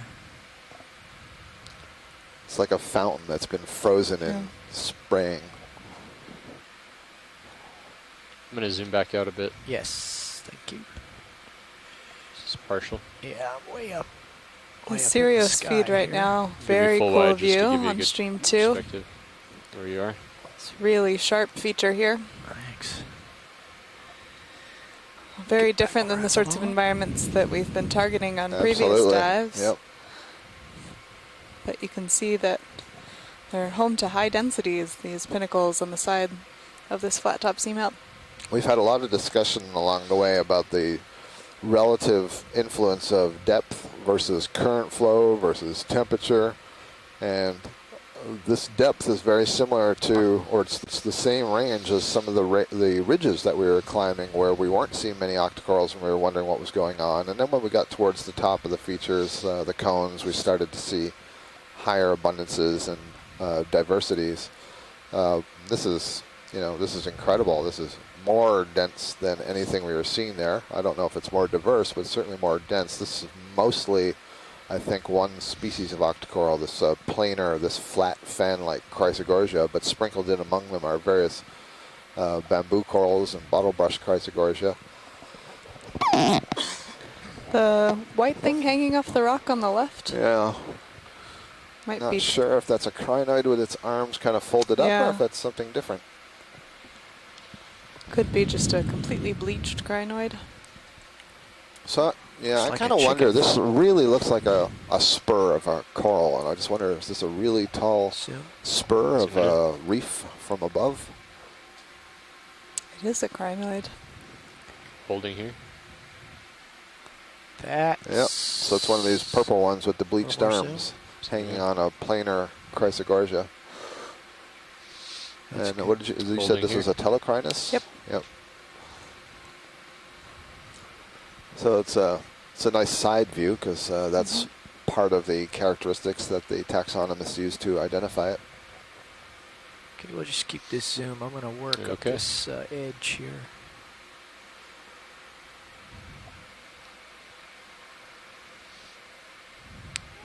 And I think the big white sponge that's off to the right on the other side of this ridge we haven't seen on this dive. Okay.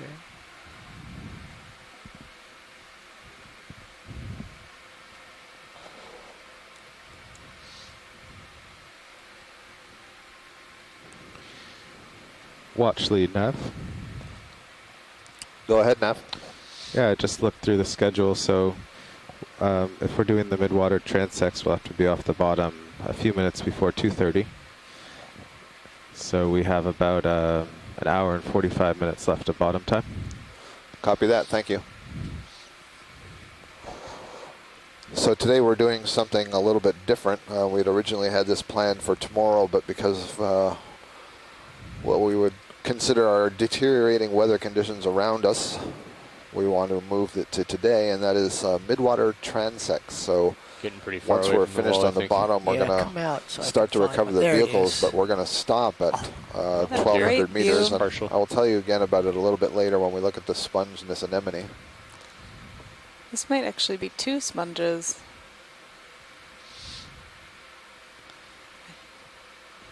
Three, if you want to consider the euplectellid just below it. So we saw one of those sort of euplectellid vase-like sponges that had really, really long spines coming out. Yeah, I saw of that just when I went to lunch, I think, and it reminded me a lot could that we collected with one of the Hurl submersibles back in '93 or '6, but I could not remember the name. Just that I think it was in the Euplectellidae family. That's the Hawaii Undersea Research Laboratory that have done a lot of work in the deep Hawaiian waters and have some great resources available on their website. You can see, it almost looks like the one we collected yesterday, the little one in the corner here. Of it. Oh, I was looking at the one in the bottom of the screen. Oh, I'm sorry. But yeah. That little cup. Yep. Yep. The little goblet. I call that a goblet sponge. Pilot, put your sonar into So yeah, it's unclear whether this is two sponges growing really close together or one sponge that is kind of bifurcated and taken on two sort of large vase-like sponges with all those tubercles or cones that are poking off the side. And you can see they're continuous at the inside. And you see all those large round openings on the inside. And it just kind of funnels the water more through the massive body of the sponge. All these little white dots, are these snails or are these something else? We'll take a peek in a sec here. Yeah, maybe when we see the anemone, we'll. Okay, let's come into full zoom for okay, zooming in. Brief look here. So this might be one of those Exocoelactis that we've been seeing on a few other dives, looking for kind of the difference in the base color of the skirt. Really hard to identify anemones from these images, even when we've seen them a few times, because most of the characteristics that you need to identify them are internal. Yeah, we've mentioned that characters like color are often not a very good identifier because those can change at different times in the animal's life cycle. For example, with fishes, often change in color is related either to sex or can be even a stress response where one individual fish can change color dramatically. Little dots. So I can't tell if these little dots are barnacles. That's kind of what I think, but I'm not 100% certain. Just crawl around here and see what's revealed to us. I'll keep focus on the wall. Yeah, it's the white dots that are dead the sponge. question. Yeah, they're really small, and it's unclear to me whether they're barnacles or whether they're the holdfasts of some of these Chrysogorgia colonies that we see that are broken off. There's one that's still there, and the thing right below it sure looks similar. Yeah, I agree. So I'll bet, we're seeing hundreds of these Chrysogorgia colonies grow off the wall, so I suspect that these are the holdfasts of colonies that were growing there at some time in the past and have died and broken off. There's a busted one. Yep. With a little stem, one with no stem. And could you just nudge up again to the top here? Yep, is there a zoanthid in this colony? I don't know if that's what that was. In the middle of the colony, the the lower sort of branch, wider. yeah. Coming down. I can't tell if it's just an There we go. aberrant polyp because there's only one. Yeah. Okay. Focus coral. Right in there. It's that funny, it's just facing away. It just looks Is different. that what it is? Yeah. Okay. Thanks. Okay, let's come wide, Dan, and so I can uncross my eyes. All right, so those weren't barnacles, they weren't snails, they're just the remnants of colonies that used to be there, and boy, wide. That suggests there were a lot of colonies there. There's that white, sparsely branched colony there is the Echinoderm.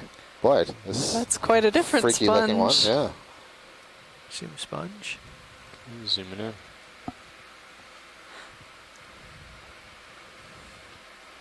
We've seen a huge diversity of these glass sponges, these hexactinellids, and this looks like another one. Yeah, this might be a farreid as well, just a very different morphology, and I think this has that sort of hard frozen slush texture as well, so it's kind of crispy, but it easily breaks up in your hands. It looks like there's maybe an amphipod or something, or two up in the... Yep, in the tissues. Yeah. The sponges are home to all kinds of other invertebrates.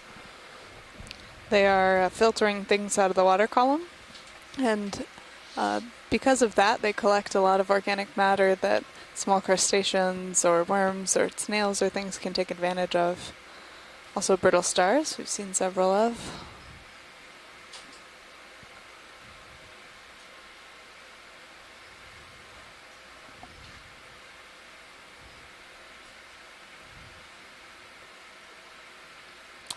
And this... Not a Chrysogorgid. No. Is this the Jasonisis again? Yeah, I think it is. Yep. That's a bamboo coral, and it's so big, and the tissue is packed with these scales that it's hard to see the nodes in the skeleton. But you can see it more easily on the back here, I think. That's good. Yeah, you can see there's some tissue missing from the center branch there, and you can clearly see that there are these dark nodes that alternate with the white internodes. And you can see that the branches are rising from the nodal point. So I'm pretty certain that we would categorize that in the genus Jasonisis. Okay, let's come wide. Zooming out.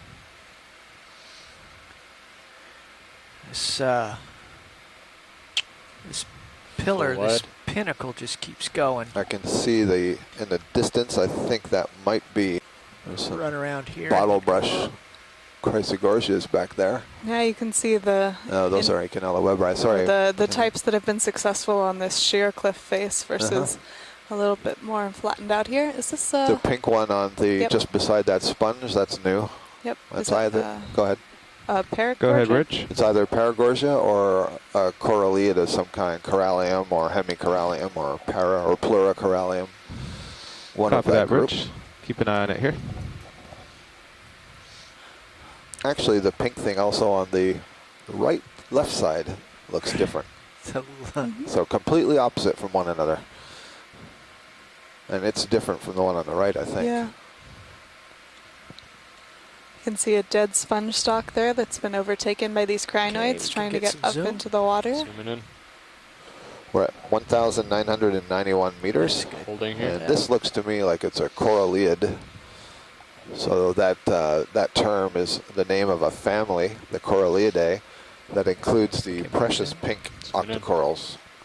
And that term, precious pink, Holding. is in part a reference to the fact that these octocorals are collected and their skeletons are used to make jewelry, precious pink jewelry. The skeletons themselves are cemented sclerites that are packed in there really tightly, and so they can be polished up later on. This is that other flavor of Chrysogorgia that we've been seeing earlier, the bottle brush morph. Deck, this is Nav. And we'll come up now on, I think, the other corallium. Yep. Swing by this one looked more like a Paragorgia from a distance, but we'll see once we get there. Bridge. There's a dead sponge stock overrun by comatulid crinoids. Copy, Bridge. Sako Matsumoto, one of our onshore scientists, Pilots. Excited to say she didn't expect to see such a They're Chrysogorgia ready field to put today. the rinser on, since we're winding in. Out, okay. If we just get serious, but I can't up even a few meters more, maybe. Get it to start. Yeah, I Then- can work with this for a long time. Okay. Yeah, it looks like actually Sirius is pretty high up. So they'll just, while they put the bucket on for 5 minutes, they'll just ask not to The move the presence winch. of that really large brittle star and the way that it's Let me oriented know when you're ready, co-pilot. says Paragorgia to And me. then if you feel you have to move it, we can call down to deck A I'm not and quite sure. request that they stand back. Yeah, we got lots of clearance. We're over the top of this thing. We're okay. All right. Okay, I'm good. Deck, Nav. A lot of these corals Yeah, have that we are hands off the winch. word Let us know when you are done. gorgon in them, the Gorgonian corals, Okay, and this is zoom. of course a reference to the Greek mythology. These snake-headed women, the Gorgons, like there. Medusa. Yeah, perfect. It's full zoom. So I believe that this is in fact a Coralliidae and the precious pink corals, and this may be what Chris was often referring to as Hemicorallium lauensi. And one of the ways you can distinguish the coralliids from the paragorgiids is the paragorgiids are the bubblegum corals. They have these swellings in various places on the branches that the polyps all retract into, whereas the corallia Sorry, I'm having a hard types time tend to have focusing here. polyps come out of little stems. Bouncing I around. believe that's what Yeah. I'm seeing here. And they all also tend to be on one side of the skeleton. You can see that we're on the face where there's most of the polyps. The other side would be relatively smooth. So I'm going to put this down as another coralliid. Thank you, Dave. Okay, let's come wide. Zooming out. Just get a full frame. I believe that's partial. astroschema type ophiuroid brittle star. I'm gonna zoom in just a bit. Just for a second. Yeah, there you go. That should be good. Thanks. That's full wide. And there's more stuff up here.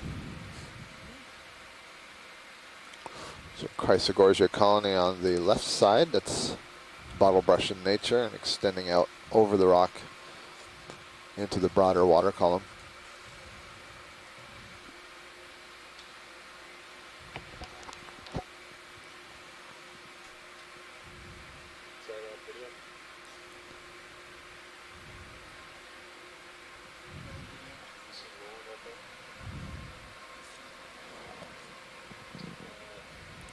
We are at a depth here of 1,987 meters. We've been traversing Nav. up this cliff face here and Go have ahead, come Nav. across a very high density of Yeah, corals. do you remember which monitor we switched to the aft deck bucket view yesterday? Was it more the of the- wire cam Yeah. one? I think we had the wire cam, yeah. Okay. Would you like that Several more same of setup? those Yes, corallium. please. Okay. Be good to see what they're doing out there. And here you can really see the attachment point of one of these large sponges. Yeah. That it doesn't have that separate base that we've been calling the Lophophytus base attachment.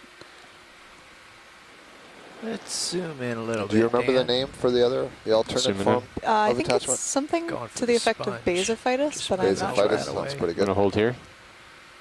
Push in a You little can bit. see three of the precious pink octocorals lined up in a row there. We want to zoom in on the base. Zooming in a little bit. Well, this might be There Lophifitus. yeah, so there are those spicules that attach, and these are more of those silica structures. And each one of them creates enough strength altogether for them to attach the sponge to this rock here. I noticed the rock that we collected yesterday, you were having a bit of fun trying to get all of those different individual spicules off of the rock. They're easy enough to take off, but together they form quite a strong hold. So in trying not to damage those spicules, yeah, it was here's something bit of curious. a process. They're sticking out Dead at sponge the here. top here as well. Well, those spicules should be all the way throughout this whole sponge. So you should, it wouldn't be unusual to see them around the rim at the top.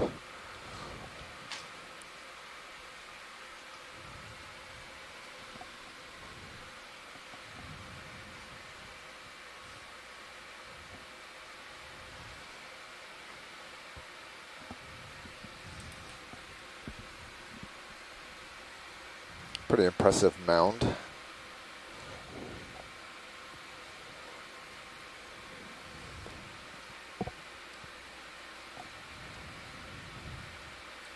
Guys, come wide, please. Okay, zooming out. Just give me a second, and I'm gonna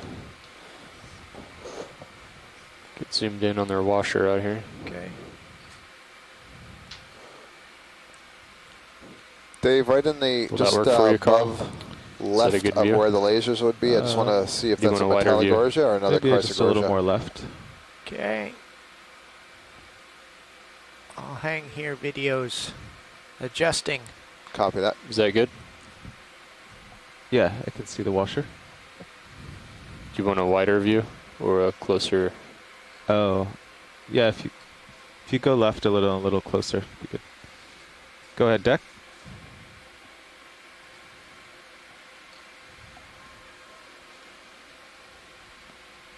Okay, I'll hold it there. Sure, co-pilot is listening. There we go. All right, back with you, in Dave. and out a couple meters. Okay, Sure. zoom. Zooming in. Dave, I mean the one above this. Okay. Holding here. Coming up. This is a Chrysogorgia bottle brush form. There's many, many species that have that bottle brush form, so we're not able to identify that to species. This one? Yep. Okay. And I think I see a squat lobster in it, which is a good indication that it is another How's kind that of look, Dick? Chrysogorgia, as opposed to a Metallogorgia, which is what I wanted to verify. As Sako Matsumoto, one of our onshore scientists, mentioning in. that these look like cherry trees, and I think it's a good Copy. analogy. Holding. So this is the chirostylid squat lobster that lives inside these Chrysogorgia, very common, lots of different species. And then you can see the main stem just curving above it and down to the ground, kind of angles back and forth in a zigzag pattern. Two ophiuroids hiding on the rock. Go ahead. I was just going to say the pointy parts of that zigzag are where branches have tumbled off. So lots of Chrysogorgia colonies out here, and of at least, and that's been harvested for a couple of thousand years. But there has been harvesting of some of the deeper forms on seamounts in the North Pacific, along with black corals. And So what do you think? at least in 100 or state waters, 105? that harvest is regulated, All right. and the trade of these across international borders is tightly regulated as well. Call that in.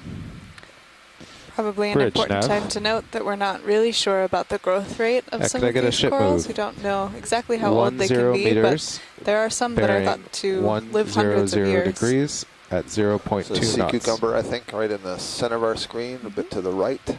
Videos. Zooming in. Yes, thank you. You can see Holding here. transparent body, and you can see the Now tube still that is hands the off the winch. intestine filled with sediment on the inside of it. Looks like it has Yeah, a let me check slightly with Deck. purplish hood on I'm the at head. a Z of 8 meters. Deck nav. Yeah, you ready for, or are you clear of the winch? He's trying to look for Okay. that fin modified Yeah, podia we'll that just we've keep seen on using some it of as them to see needed. if this I know is you one can of the adjust, but let us synallactids. know if you have to move it or anything. You're clear to winch. Copy that. Sorry, Carl. I originally put the wrong camera up there, but that's what I was trying to show you. I was wondering why. I was like, okay, go left. Nothing had changed. But will that work? Yeah, that looks great. Okay. Thank you.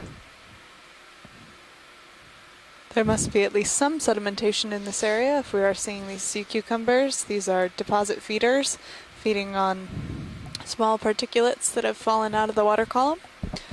So while we do get relatively little amounts of sedimentation on these cliff faces, there's clearly enough for this guy to eat. Yeah, you can see tucked in among the rocks all the little grains of sediment, like, and this probably has modified podia, like little hands that it reaches in 10 meters of and can scoop up some of that sediment and ingest it. Hard return. See 2 ophiuroids here, Okay, brittle Nick, bring stars, the, one on the top swing left, arm, one on the upper bottom swing arms left. down. These are relatives in the same phylum as the sea cucumber in the Echinodermata. Just max out the light on them. Sea stars, or at least some of them, have this fascinating architecture to the, excuse me, not the sea stars, the ophiuroids have this fascinating architecture to the way the ossicles, which are these hard parts, are arranged on the body that they can focus light into nervous tissue. And so basically the entire skeleton is acting like something like an eye. I didn't see it move at all. And it's simply the arrangement of the crystals, as I understand it. That's a relatively recent study, isn't it? Yeah. Something Certainly very less interesting. than 10 years yeah. ago.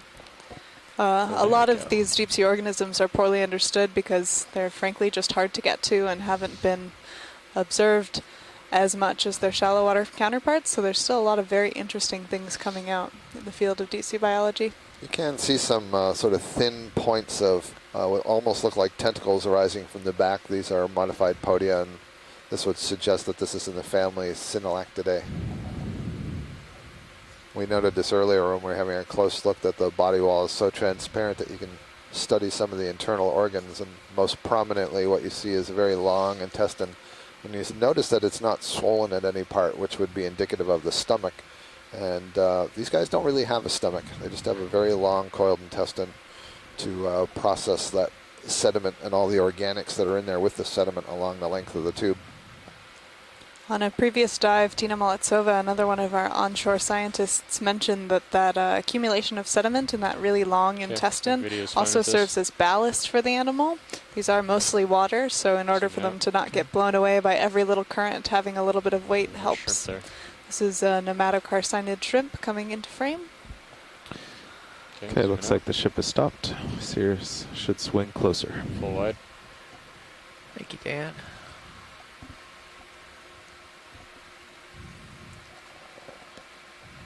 I keep looking for the Acanella eburnia type bamboo, and that coloration of this orangey colony is right.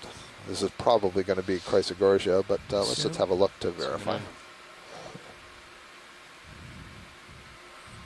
Indeed, this is a Chrysogorgia colony, and the planar nature, the fan-like nature, and that chirostylate crab in there all suggest that that might be Chrysogorgia chryseus.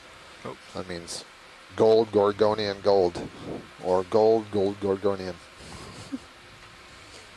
Triangular colonies has a chirostylate squat lobster in it. Sure is. Let's get a little zoom on this this guy right here, and the next time I see a white sponge, I'll have you check the white balance, because we were looking a little kind of yellow earlier. I can't see how we wouldn't recognize this purple on the inside from this angle. At least it looks like it's going to be purple on the outside and the inside, at least towards the base of those arms. Yeah. Reds look like they are adjusted pretty far off. Yeah, we'll just stand by. I'll get you something that's white in a minute. We haven't seen. Please? Oh, go ahead. I was just going to say it's hanging on to a pretty delicate little colony there. Those very small branches. We haven't seen many of those purple morphs that aren't bleached. It would be interesting to know what that's about. Is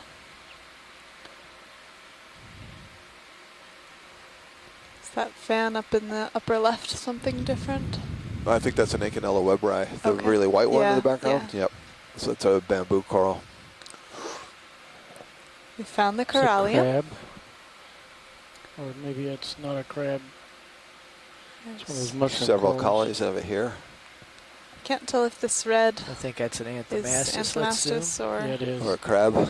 Yeah. Anthomastus. It's an Anthomastus, yep. A soft coral, a relative of the harder corals that you're seeing here. And you can see that this precious pink coral to the left of that Anthomastus, the polyps are sort of concentrated on one side of the fan. That's another good indication that it's one of the corallium and not the Paragorgia. Can zoom some more. Yeah, that's good. See, like the fuzziness appears to all be on this side and not the other side. It's got a really big holdfast. I wonder how old that is.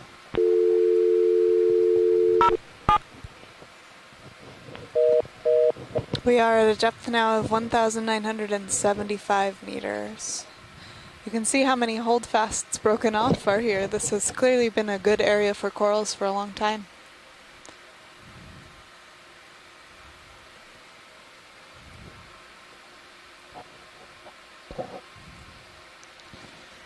Rolling. Let's get a good sense here of why they're called snake stars. Those arms that are highly wound and folded and draped over the branches of the coral that it is living on. Good here. Shows that they're very articulate and able to coil up and move quite easily. They're kind of articulated like your spine. Going up and down a little. But obviously can wrap even more than your spine can. I don't think you could wrap your back quite into those loops. Not easily, no.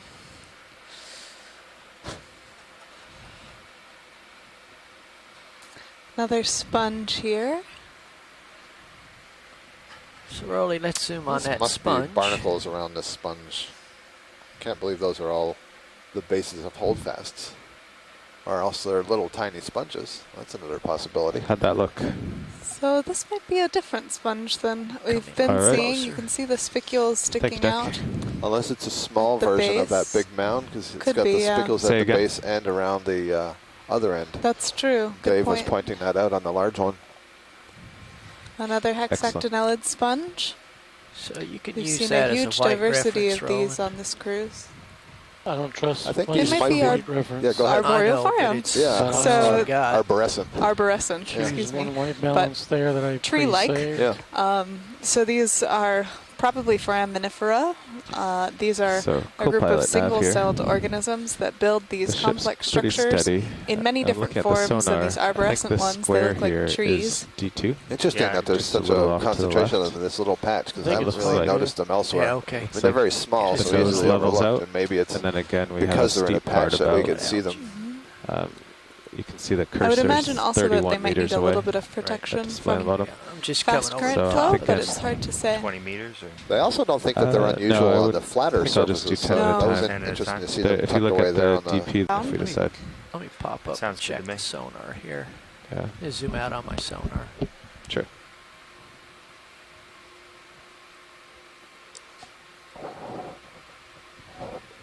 No, it's still a wall. It's just farther away. There's a wall 10 meters ahead of you. Yeah. I'll call in 15. If we're getting close to the top of this wall, it might be time to think about another rock collection.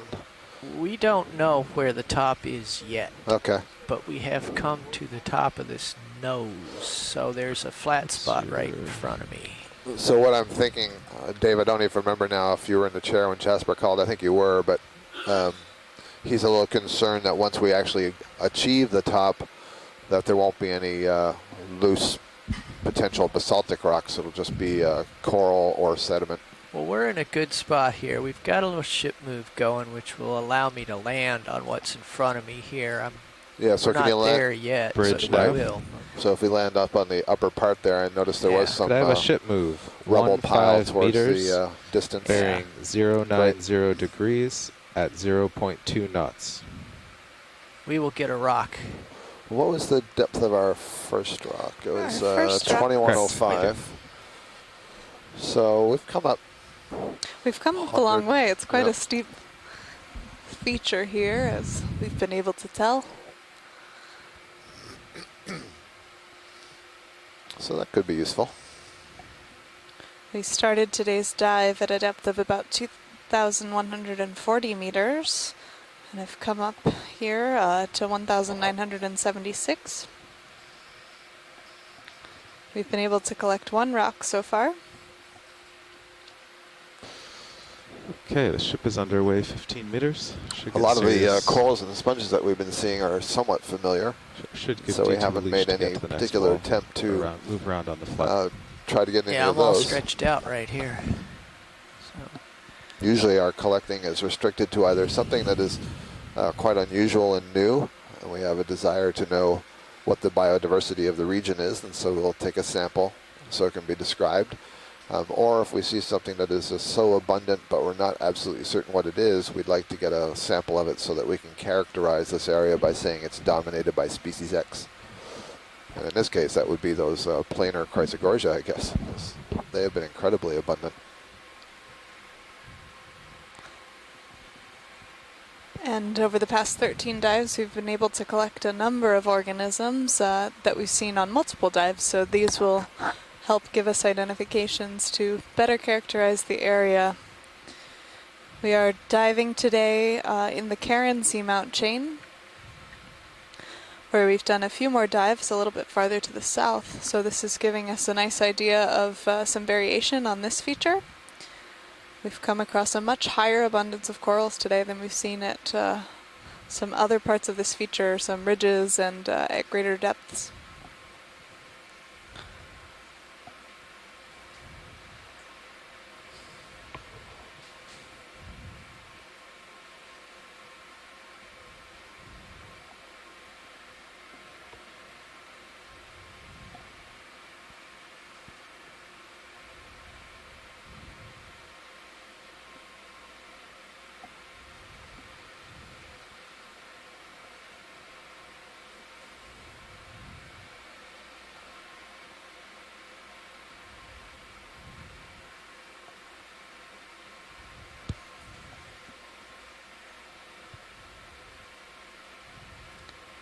The ROV here, Deep Discover, is able to detect the altitude that it's at, but right now we are not getting an altitude lock, so we know that the cutoff below is very, very deep.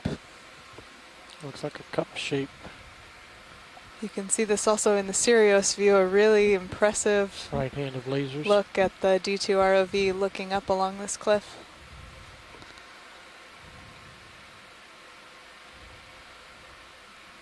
Top center.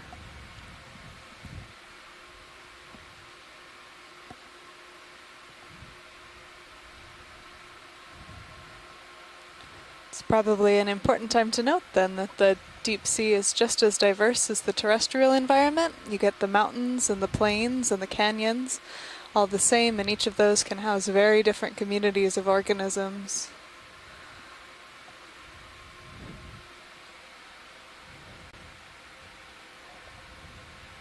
Looks like 3 more of those Echinella weberi on the left. Several more of these chrysogorgid gold corals that look like the little cherry trees interspersed.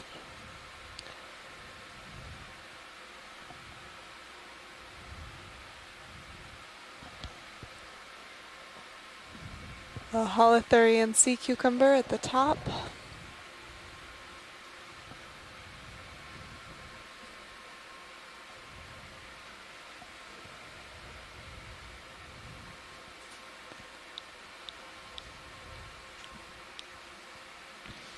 Okay, Sirius is definitely moving. 090.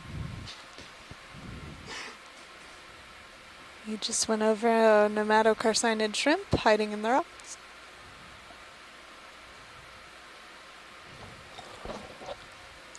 This might be a primnoid next to the sponge.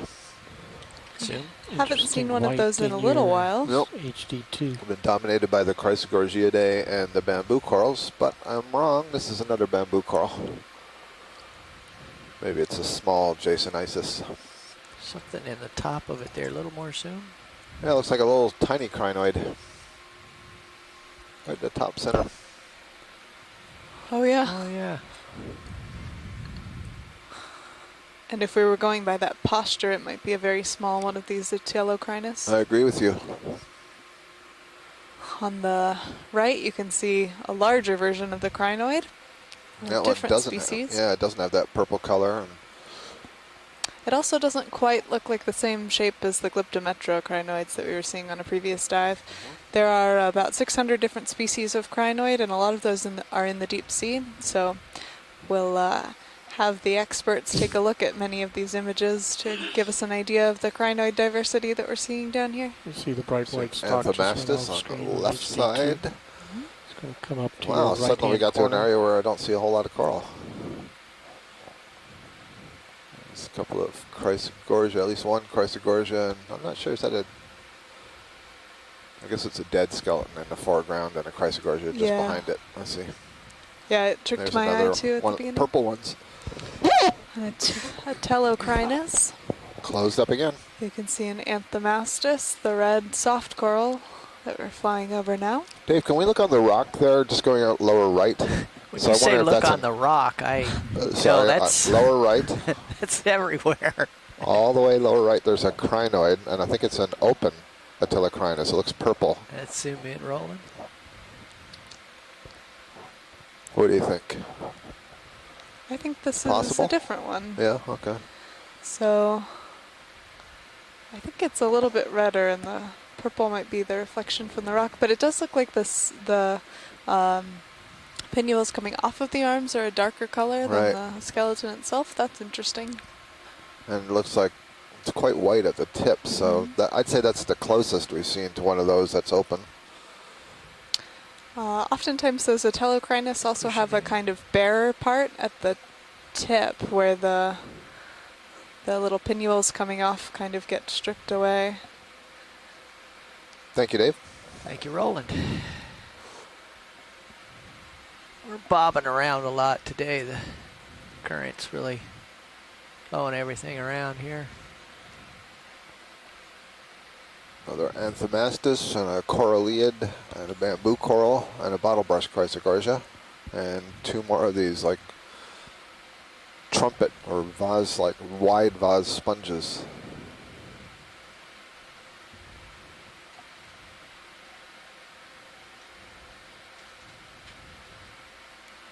This might be a good field for a rock collection if we get a chance. This is what we... Yeah, it's too bad that you know, we can't get a consistent to the right if you want signal to shore today. We are experiencing rougher conditions, and it's really hard for our satellite to keep its lock, excuse me, for our VSAT to keep its lock on the satellite. And so we keep dropping communications. There's a very large Echinella colony. It's a nice tableau. You can also see some of those euplectellid sponges, the glass sponges in the bottom there.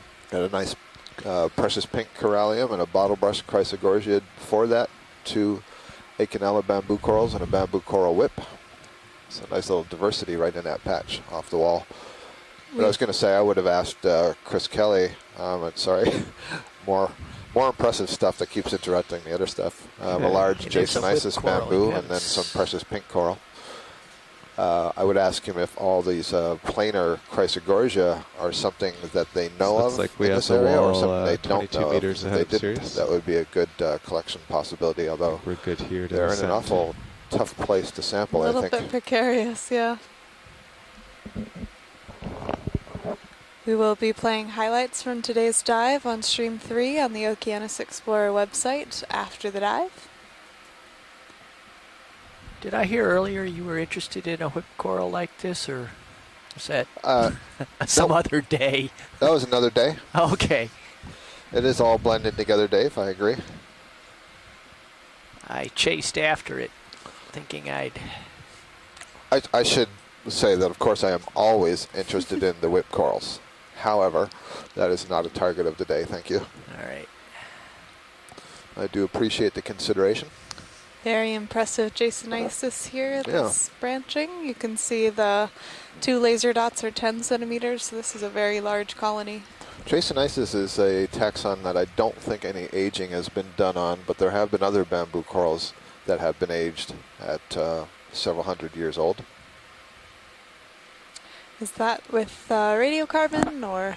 I believe it is with radiocarbon, and I think there's been some done right off of Hawaii. I know they did some black corals, corallium, and I think they also did a keratoisis. And I believe, I might have the paper here on my computer, but I believe the bamboo coral may have been 450 years old. It's actually a really interesting technique too with some of these corals. They're able to use the nuclear bomb testing from the 50s as a tracer to get an idea of where the coral was at that point in its growth. A really interesting application to those signals that were left in the waters after all that testing. We have had one of the scientists participating, Brendan Rourke, and he's the author of this study that I'm talking about. It's unfortunately we can't have him here to tell us about it because he could talk about it much more. But I see that they were aging some Corallium secundum, Leopathes, which is kind of black coral, and Gerardia, which is the old name for the gold coral. And this is not the paper that includes the black the bamboo coral, so that was a different one. You guys happy with that 10 meter? Colony there. Sounds good to me. Different coral. Top yet. Bridge, Nev.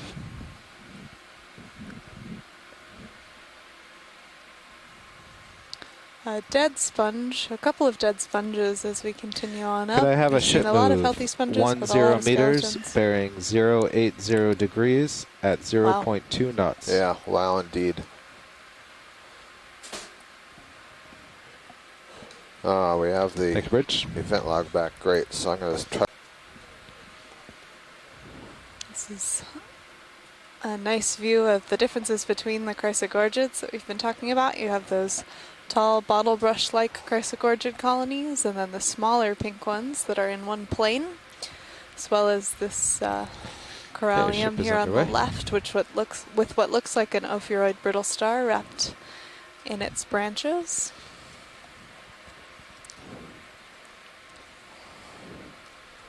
Looks like we've got satellite tracking back, and it's been there for a little bit, so we're probably seeing our satellite feed at the moment. Thanks. You can see a couple of crinoids here, a diversity. We have the yellow morph and then the purple one that we have known as Atelocrinus. We are at a depth now of 1,939 meters.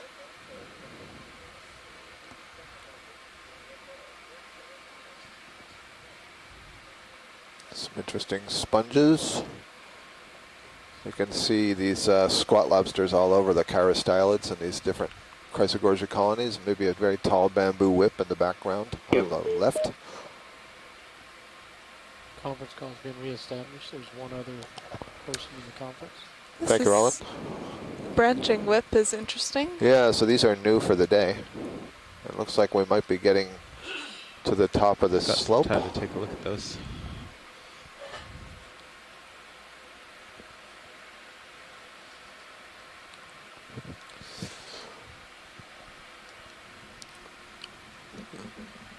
So I'm 99% certain that the following comment is going to come at the wrong time. But is it possible to collect one of those chrysogorgia? Did you say zoomed in? I think I just heard you put in a 100-meter ship move, so it's probably not likely. No, we didn't put in a 100-meter ship move, and yes, we could collect one of these. Well, now we have to find it, though. Closer. I don't mean these bamboos. I mean all those small pink fans that were all over the wall. We have to find one again. Okay. They're so dense, and I'm trying to. We've got communication with Shore again here, so I'm trying to communicate with Chris Kelly to find out, does he know what they are, and if he doesn't, then we should get one. If they do, then it's fine. Okay. But well, in the meantime, we are advancing. All right. And very large disconnected again. I think here's one. Here's a couple. Should be connected. Yeah, it's the really wispy ones, right? Oh yeah, so they're all over there. Yeah. All right, all right here, and we can do this at the end of the ship move. Okay. I don't know how easy it'll be to get them off the wall there. We'll figure it out. Getting it off the wall is easy. Getting it to stay in the box. Yeah, it does look kind of like a floater. I agree. So yes, these are the high abundance of these small chrysogorgid colonies that are planar. Yeah, we've seen these coming up this cliff to come off the wall. for about the past 100 meters of altitude here.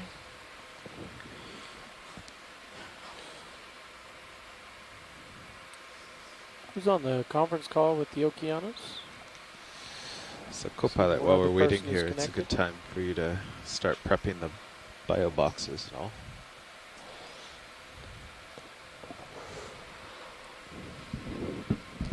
Could we get a closer look at one of those small flat chrysogorgids to show Yeah, while shore? we're waiting here, it's a good time to start prepping the boxes. Okay. So a little bit up on the wall. Good. Guessing we'll put it in the port one. Port. Not the kind of bottle brush forms, but these ones that we see are slightly So smaller in a sphere. Bottle brush is too easy. First, Yeah. right.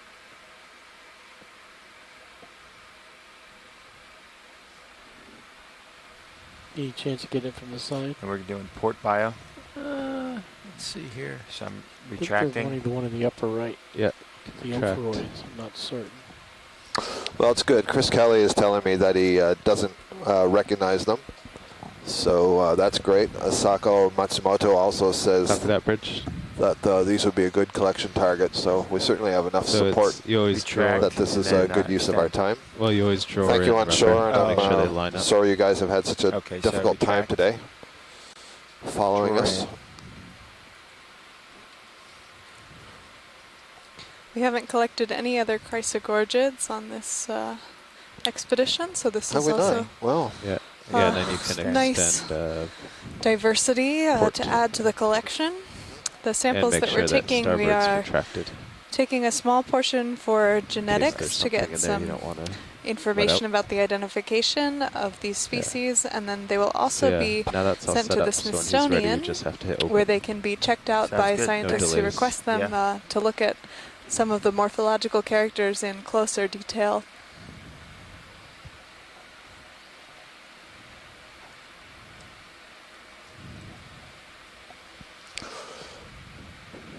Scott was mentioning that we like to get representatives that are highly abundant on dives. Upper swing arm lights and down, please. This is certainly fits that criterion. Qualifies, huh?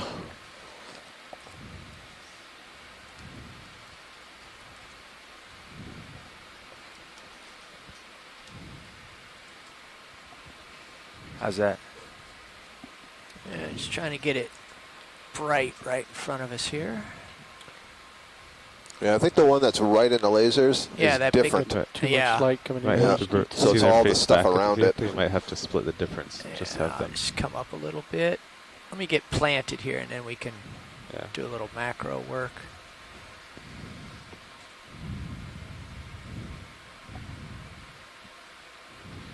Actually, this is sticking out too much. Let me come left. Co-pilot, Neff? Go ahead, Neff. Also, he descended probably 5 meters to get back to these.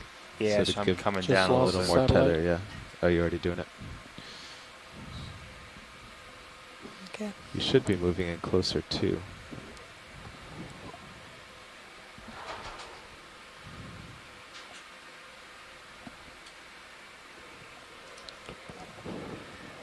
Okay, Roland, we can zoom.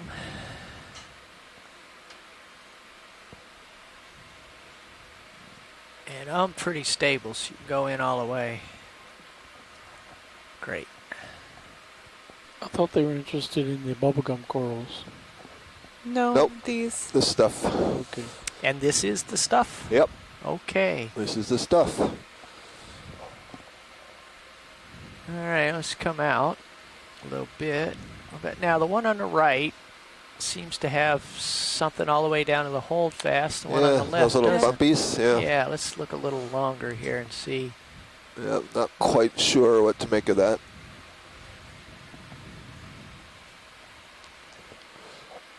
But any of these that are, the easiest for you to pluck are We just might fine. end up with both of them. Okay. I suspect there will be no complaining. And we have seen hundreds, if not thousands, Nick. of these growing on this cliff face, so Yes, these are please. definitely representative of the community in this particular area. I put it up there to, and I took control away from you. Those look like two different corals. Gotcha.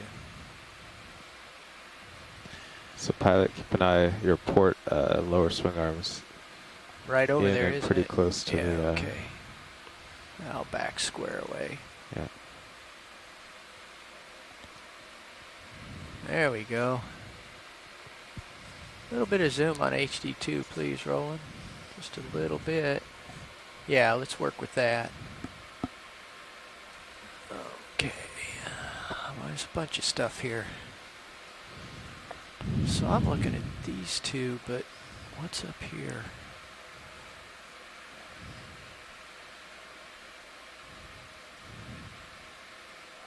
Let's zoom back in. Let's see what this thing is, right? This one looks... Is that the same thing? On it. Yeah. Looks like it. Yeah, that might be easier picking. Okay, let's come out, Roland. All the way out till I get there. I have to reach around.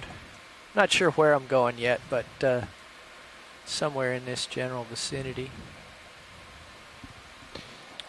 Be easier to pluck that Satellites big pink one back first to get out of the way. Okay, I'm just taking a look. Sirius position. Things look stable there. Things are happy. Okay, here's my plan, Nick. Okay. I'll get it in the jaw, and I'll move it over to the top of. Suddenly the claw looks huge. Close work.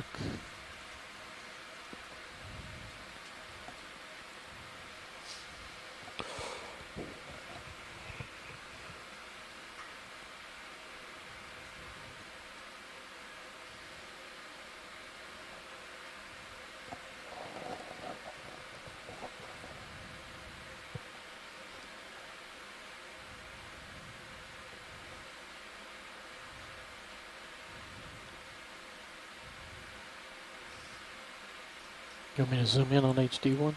Just a little bit, please, Roland. Tilt me up, please, Nick. You got it.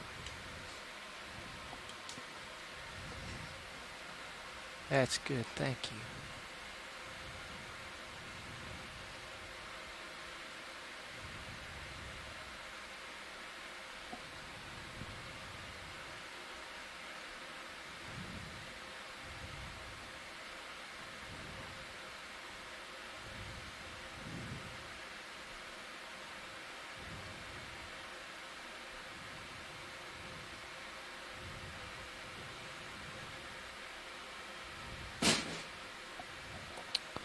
Interesting, polyps are coming off this guy and you're not really touching it.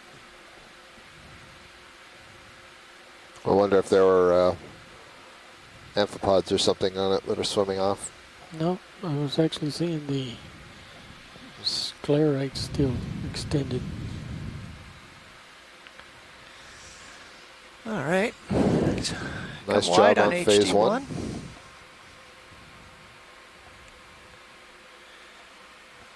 And wide on HD2. Thank you. And tilt it down a little bit, Nick, as I head over there.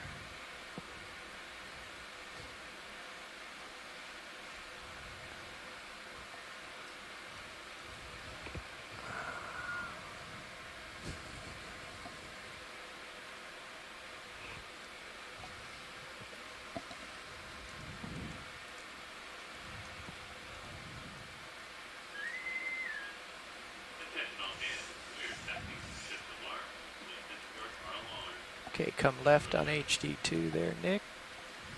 I need to see the box where I'm headed. Aren't you going to fly away first? No, I'm not.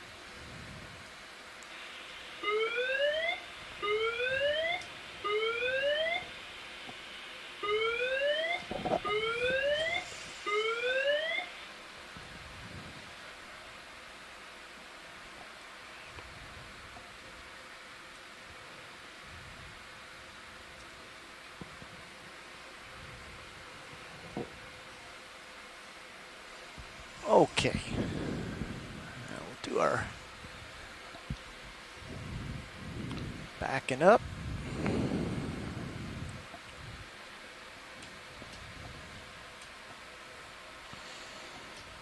Co-pilot, I would also move the swing arms all the way out, the lower ones all the way back outboard. Left? Port left and starboard right. Right.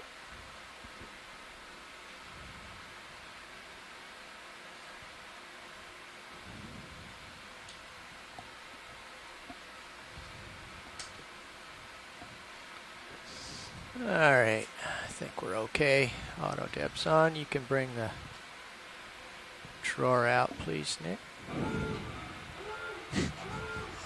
That's helpful. That'll make the highlights.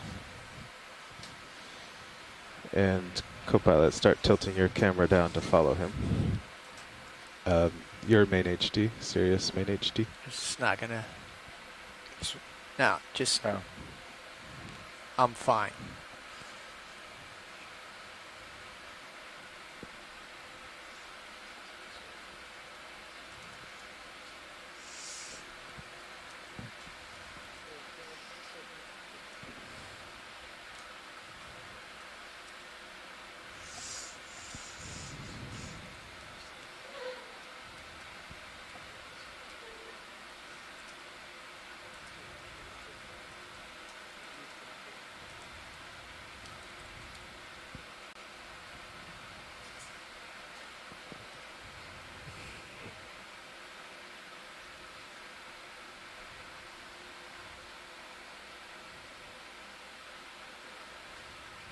It's like that puzzle where the monkey. It's coming back up.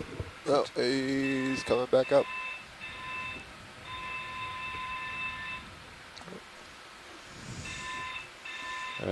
Watch my camera. It's too fast. It's gone. Stand by. It's a good current up this wall.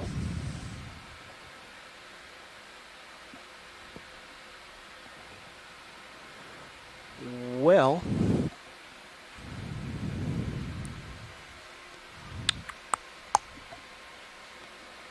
Well, let's close up the drawer, Nick. Okay. And let me get this thing out of the way. It's floating in front of you again to the right of your arm. Okay, good, good, good. Coming down to your It's claw. coming back. All right.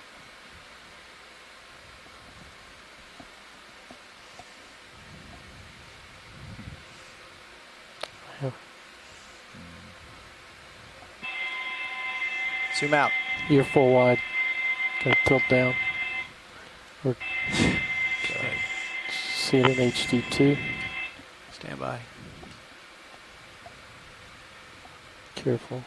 It's coming up fast. You know, you could probably fly it easier. Shows what you're made of, Dave.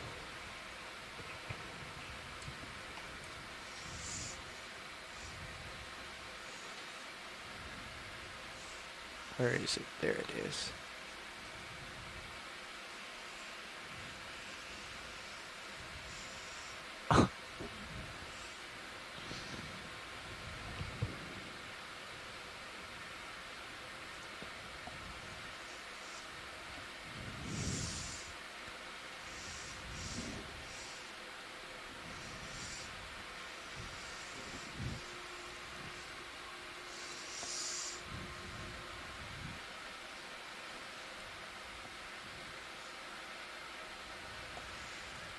This arm is not cooperating.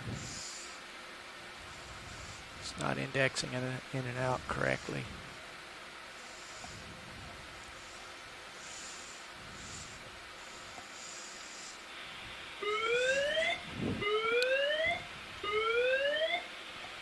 Might I recommend putting it in the center of the camera and flying the vehicle to it? You're really good at Roland Hush. tracing the critters.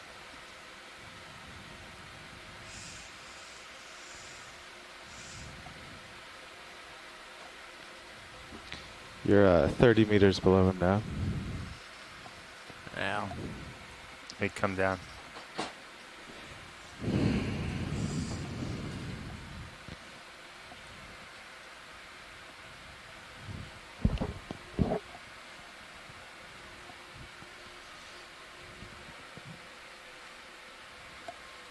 Yeah, you're pulling his heading all around. All right, I'm not chasing that anymore. Yeah. Coming up, turning towards the wall. We can get another piece off the wall rather than chase that one.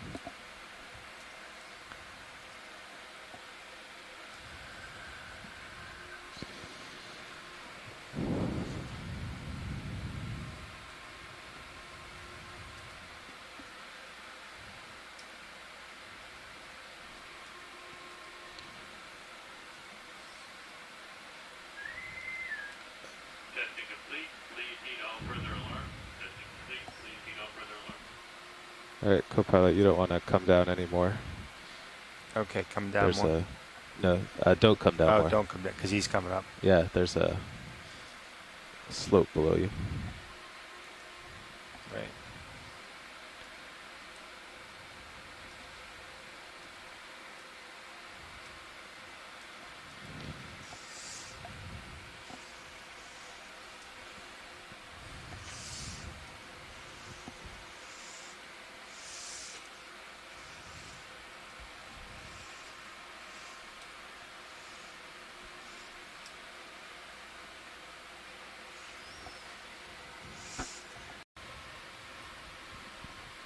Oh, I didn't realize there was a fish here. Yep. Sorry. Hiding in the rock Yep. here. I was just recapping what we had seen. He's a sneaky devil. Yeah.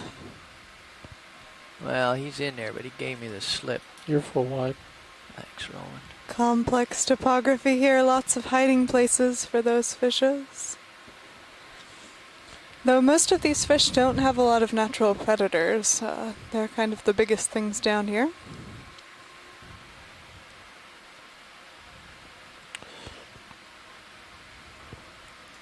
Other than the corals, of course.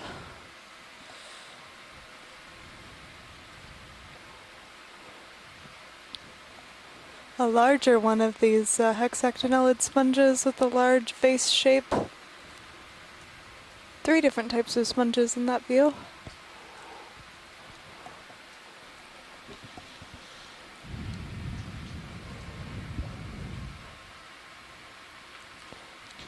Okay, the ship is underway. I'll keep it moving. Great, thank you. Sonar stays clear. Jellyfish, center of your screen.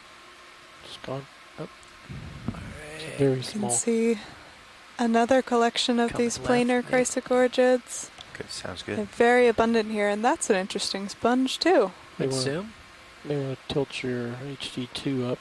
Looks like we got a shelf over. We may have seen a very small version of this earlier, but that looks like 4 sponges, 3 of which are alive.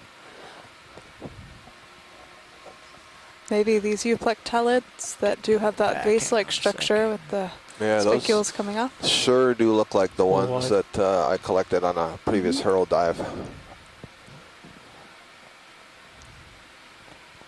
Nick, if you can take HD2 and point it up just under the light so we can see what's overhead.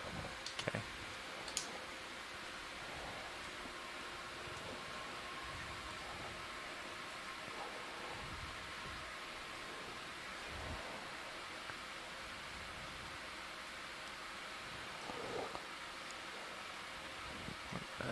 Down a little from there. There you go. Thanks. Interesting bamboo corals sticking out of the side of the rock. If the lights from, aren't tilted all the way up, let's do that. Okay. Let's see, I'm Upper not swing sure what camera that is. Bubble cam, we used to call it. Correct. HD2, thank you. Another really impressive glass sponge here at this vase-like structure. See probably 2 different species of sponge, with that one that just went off to the right, and then maybe 3 if that one below is different. That's a beautiful scene right there. That's a gorgeous sponge. And so is this one. Yep. A really lovely diversity down here. It looks, that one that just went off the screen looked like one of those Dr. Seuss horns that they blow in Whoville, didn't it? There's a lot of sort of Seussian morphologies down here, I think you could say. I always would say that when I see fields of Lepidopsis. Boy. If that wasn't metallic. Seussian, yes. Seussian morphology. Seussian landscapes, actually.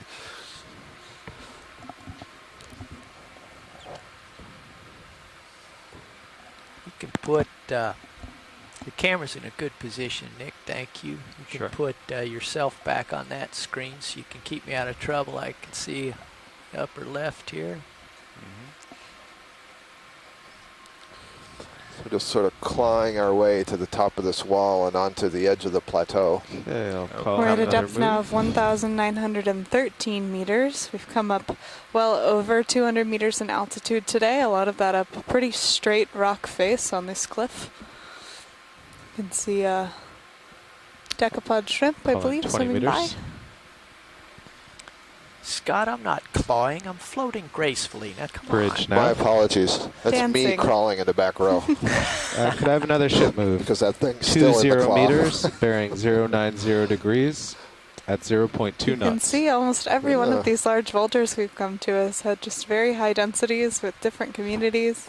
So I wonder if these are a bunch of broken holdfasts. There's 2-0. one colony that's Right. managed to hang on there. 2. Look at the size of Yeah, that thing. that's so thick. Yes, thank you, Rich. Scott, I'm not clawing. I'm floating gracefully. Now, come Bridge on. now. My apologies. That's me Dancing. crawling in the back row. Could I have another ship move? Because that thing's still in the 20 claw. meters, bearing 090 degrees at 0.2 You can knots. see almost every one Yeah. of these large vultures we've come to has had just very high densities with different communities.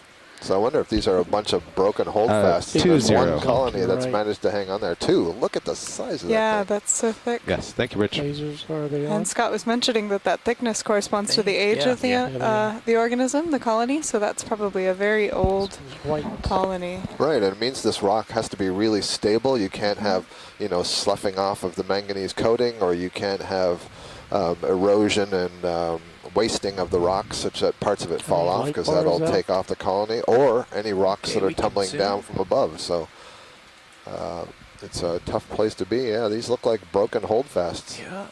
Yeah, we saw somewhat lower abundances of corals towards the bottom, and it's possible that that's because of rock slides coming down. that Absolutely, sure. Occasionally you get those, and the older colonies get wiped out. But wow, look at that.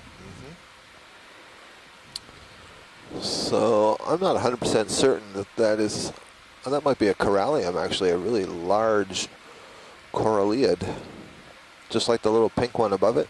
It's the It's largest just a much older of one. those we've seen. Are you getting that from the polyps all on one Yeah, side? well, that and just something about the color. Yeah, it is. That's a Oh, really wow. large corallium. Sorry, Roland. That All was those me. crinoids. Very impressive.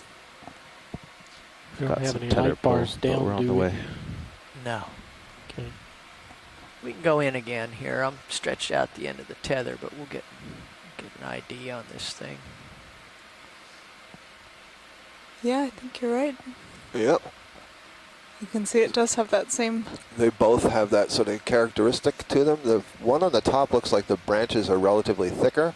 You can see the color is slightly different, so this may be 2 different species. There are a number of species that are known from Hawaiian waters of these in this family.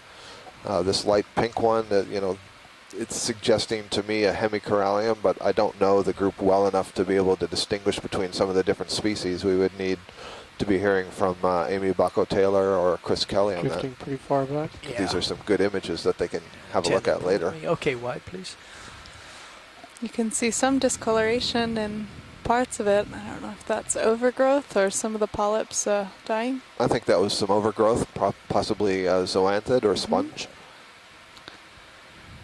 See that one little red anthomastus being a different color than everything else here. Another Nice. large branch down there. Yep. Something for everybody here. Yep. So very often, we've seen lots of those very flimsy corallium, like the one Chrysogorgia, like the one we collected on the wall. But then a lot of colonies like the Just edges of straight. walls, where the current kind of changes speed as it swoops over the edge. And you can see there's a lot of stuff right in here. There's an Iridogorgia. We mentioned earlier that we saw a smaller one and that these could get quite large. So this is an example of that large spiraling morphology, and they're really very impressive. Something with large polyps to the left center.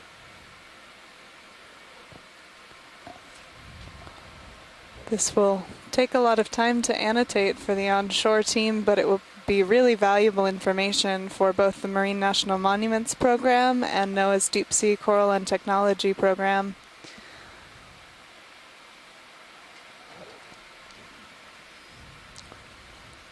I don't think that's Magna spiral, like the little pink one above it.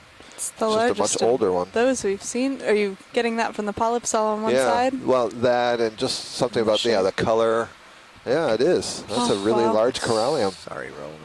All those crinoids. Very impressive. We don't have any light bars down, we're on the way. No. Okay. We can go in again here. I'm stretched out the end of the tether, but we'll get an ID on this thing. Yeah, I think you're right. Yep. You can see it does have that same... They both have that sort of characteristic to them. The one on the top looks like the branches are relatively thicker. You can see the color is slightly different, so this may be two different species. There are a number of species that are known from Hawaiian waters of these in this family. This light pink one, that it's suggesting to me a hemicorallium, but I don't know the group well enough to be able to distinguish between some of the different species. We would need to be hearing from Amy Bacco-Taylor or Chris Kelly on Drifting that. pretty far back. Yeah. These are some good images that they can have a look at later. Okay, wide, please. You can see some discoloration in parts of it. I don't know if that's overgrowth or some of the polyps dying. I think that was some overgrowth, possibly zoanthid or sponge. See that one little red anthomastus being a different color than everything else here. Another large branch down there. Yep. Something for everybody here. Yep. So very often, we've seen lots of those very flimsy corallium, like the one Chrysogorgia, like the one we collected on the wall. But then a lot of colonies like the edges of walls, where the current kind of changes speed as it swoops over the edge. And you can see there's a lot of stuff right in here. There's an Iridogorgia. We mentioned earlier that we saw a smaller one and that these could get quite large. So this is an example of that large spiraling morphology, and they're really very impressive. Something with large polyps to the left center.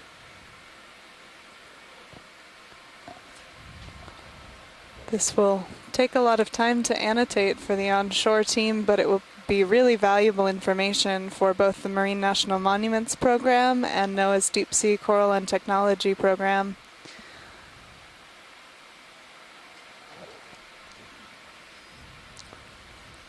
I don't think that's Magnospiralis. I think that's a different species. Are you looking at the spacing of the coils? The spacing of the coils and the tightness of the coils, I'm not 100% certain, but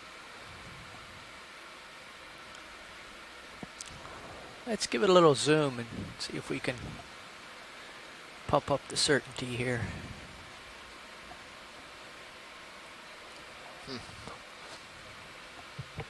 They are such beautiful colonies. Les Watling the other day when he was on the line was noting that in some of these Iridogorgia, the skeleton twists, and that's why you see the branches coming out at different, in what appears to be a circle, but in others the skeleton doesn't twist, but the branches spiral around the skeleton. In the claw, he's hoping to put There's it a in little mysid box. up on the tip of one of those branches. Once things calm down, current, it was a floater. Yeah. He's just holding it and just working up this cliff. We still got. Okay, wide. Always very interesting to note how beautiful of an environment it is for an area that gets no sunlight. From above, these depths here at 1,899 meters are in complete darkness. So this is the first time that they've been seen in full light.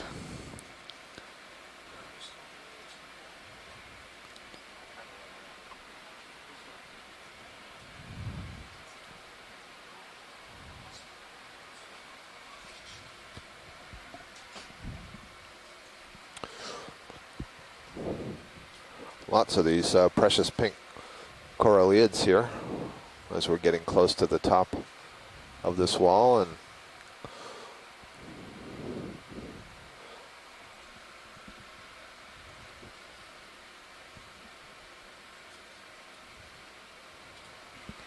a fair number of crinoids in this scene. Jeff? Attached to a lot of those corals. Just another beautiful day.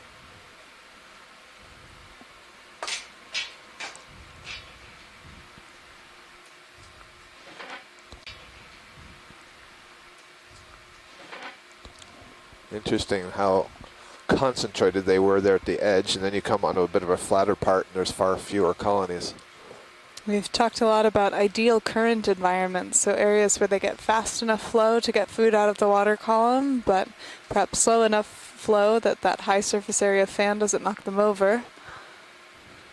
I'm pointing out all these different skeletons of sponges, and clearly a lot of stuff has tumbled down here and is accumulated. You can also see some sediment accumulation, which is an indication that right down in that patch, the currents are slower, and so yes, that totally backs up what you just said. 35-meter continuous. It's like a spongy waterfall coming center screen top. Yeah, Roland, that's a good analogy. Of just the collection of just ending. sponge skeletons that have ended up in that crevice there. Looks like the slope will be about 45 degrees till we get to the very flat. So I was about to call in another 20. Okay. Pilot needs some tether. Yeah, Dave's pretty stretched out right now. Yeah. Coming a little bit right. Bridge, Nav. Could I have a ship move? 20 meters, bearing 110 at 0.2 knots. So we're coming up now on the top of this little pinnacle, and you'll see there are a number of organisms that form this little forest up here. It seems like the sponges are more successful than the corals on this particular site. We've got a lot of living sponges, which are those bright white tissue. Really wow. Isn't that great? Jeez. That is great. So you can see where all of I think we've gotten to the top. Yeah. You can see where all of those sponge skeletons came from at the base. Over time they grow and then die and get knocked down. It's a great view. This sort of low view looking out. So is that a sponge or a coral? That big branching thing that just went off the left? That's, yeah. They look kind of spongy to me. It did look like a sponge. We haven't seen that morphology though. Yeah. You can see these amazing branched, like probably corallium corals here. I think so. Huddled right along the edge. We've talked a lot about the idea of these deep sea coral and sponge gardens as forests, and I think that this is a really nice view for that. Kind of a vertical forest growing up that wall. Yeah, this is great. And like a forest, there are a number of organisms that are making their homes in the branches of these corals and sponges. That's going to be some kind of farreid, because look at the stalk. You can see the little finger-like Before I do, check out the cool coming view how off the of lights are shining this stuff in the background. So you're right. Sponges rule the top. These. The corals like the sides and the rounded rocks. Section. And then look at that. Another flat spot. Cool. I think there's some dead ones just around it. I wonder if they all get like that after they grow up that vertebral column-like morphology, if they then branch. So this might be older than some of the ones that we've been seeing. I would think so. And I think we can see like the brown ones around it have broken off that top, or else they never got to this size. Yeah. Very cool. This is another hexactinellid glass sponge. We've been seeing a huge diversity of those today. They're made of a silica skeleton that forms from a collection of tiny spicules that come in different shapes. Are these corals or are these the little branch sponges? I think they're those look the like little sponges. branched. I think they're little sponges. So we've seen these now all week almost. Yeah. And on this Karen feature. I'm trying to remember the depth. I guess it was more in the 2,500 range or something. Yeah, and these were unrecognized by our team, so we were able to collect one on a dive a few days back.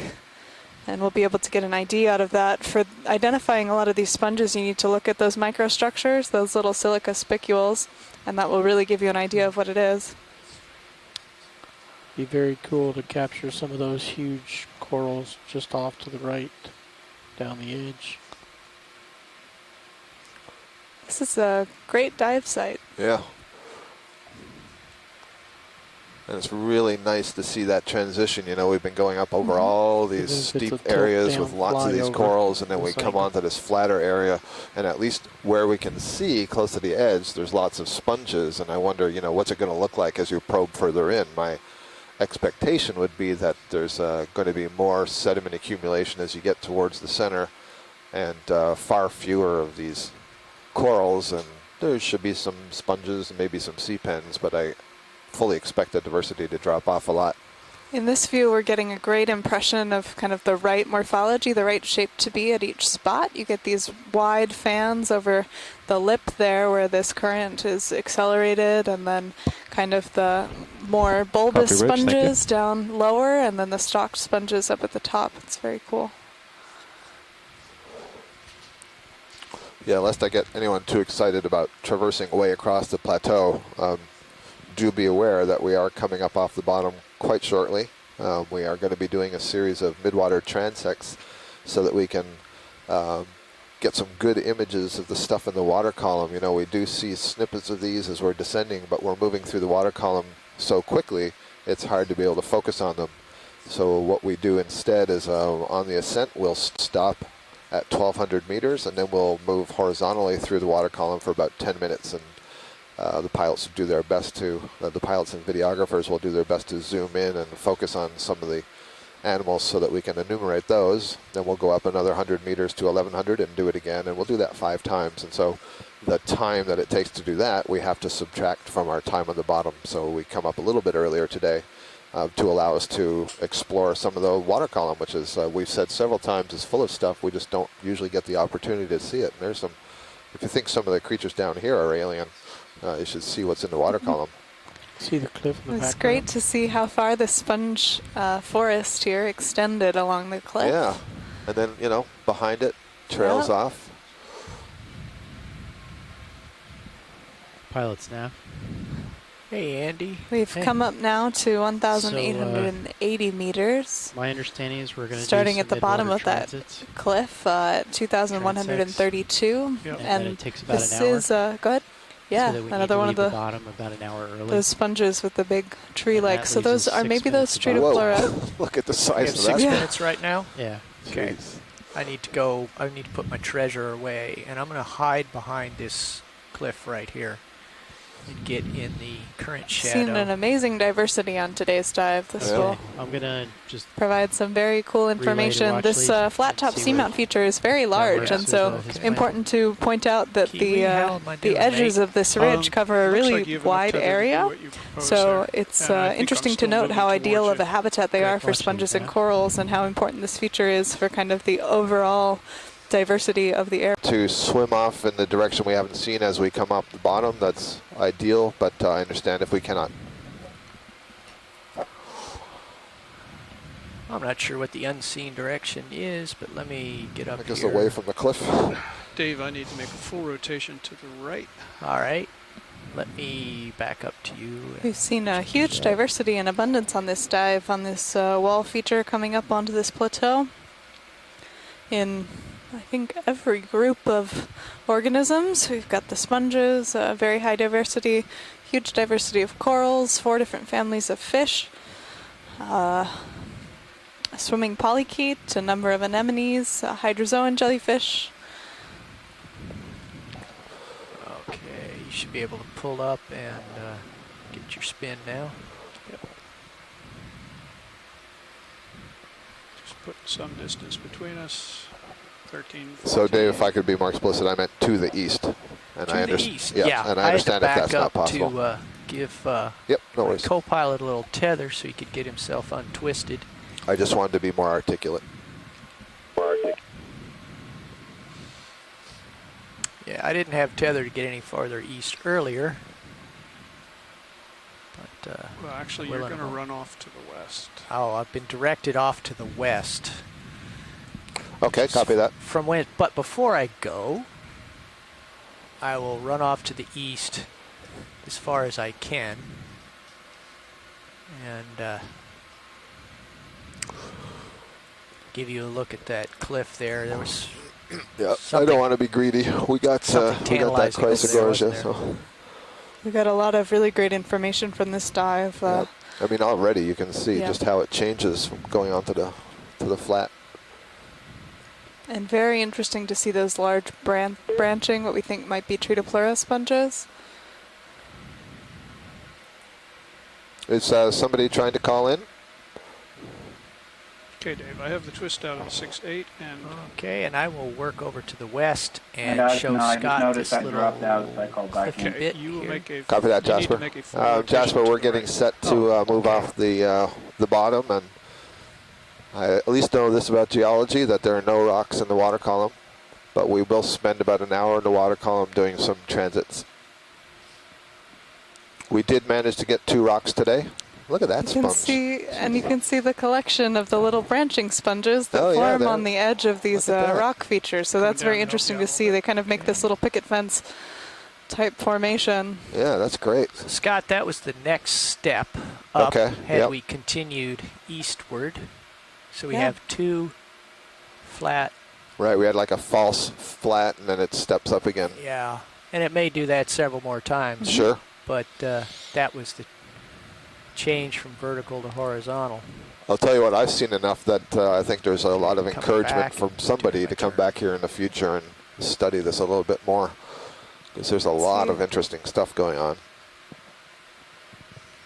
Maybe 7 different genera of sponges, even on that ridge. Our heading is about 0.99100, so we're moving more or less to the east through the water column. And I do see some very small things that look like copepods, these little red things that are dancing very hard to focus in on. They're centimeter size. Should we try animals. to get one of these little things? You know, I guess in lieu of seeing something else we can try, but that's going to be really difficult. Oh, yeah. The temperature here has come up a little bit from the bottom. We're at now 3.7 degrees Celsius. Okay. See any candidates here? I don't see any. Not right now. I was seeing some red spots before, but not right now. And I'm not sure how you guys do this, but, you know, Jeff video, you know, feel free to not wait for me to tell you to zoom. Yeah, probably.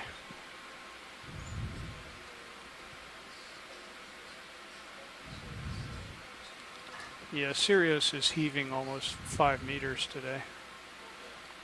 Yeah, you might want to back up a little bit. You're probably going to feel that. I see it pulling the football down. All right, then in that case, I'll just wait here. Yeah. Look around. What's that pink thing there? Is that center screen? Oh, sorry. Nope. Yep, there was something gelatinous, and it went off to the about 8 o'clock, 7 o'clock. Okay. Look to my right. There's something. There's something. Moving across relatively quickly.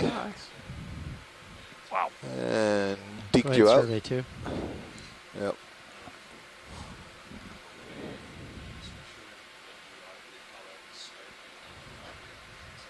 Copy that. We'll do. It started. I recorded 0102, but it was closer to 010140. That lines up with what I had.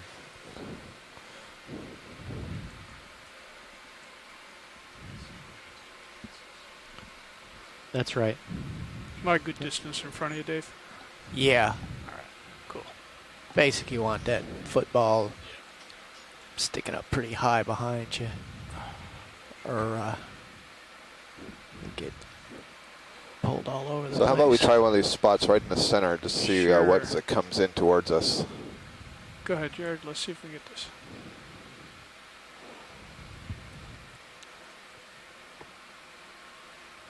Verified it as a little spot.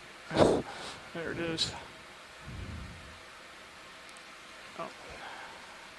It did have some kind of like tentacles coming off of it, or long legs. And with this really, really small stuff, it's hard to be able to move and focus. Okay, there's something in the center now that's kind of long. Stringy thing, yep. Yep. Let's go for that. This looks like a little bit bigger. We might have a better chance of seeing this. Oh, there we go. So you see there's actually what we're seeing is a very large gelatinous organism, and you're seeing, and it's a salp, I believe, maybe a salp chain.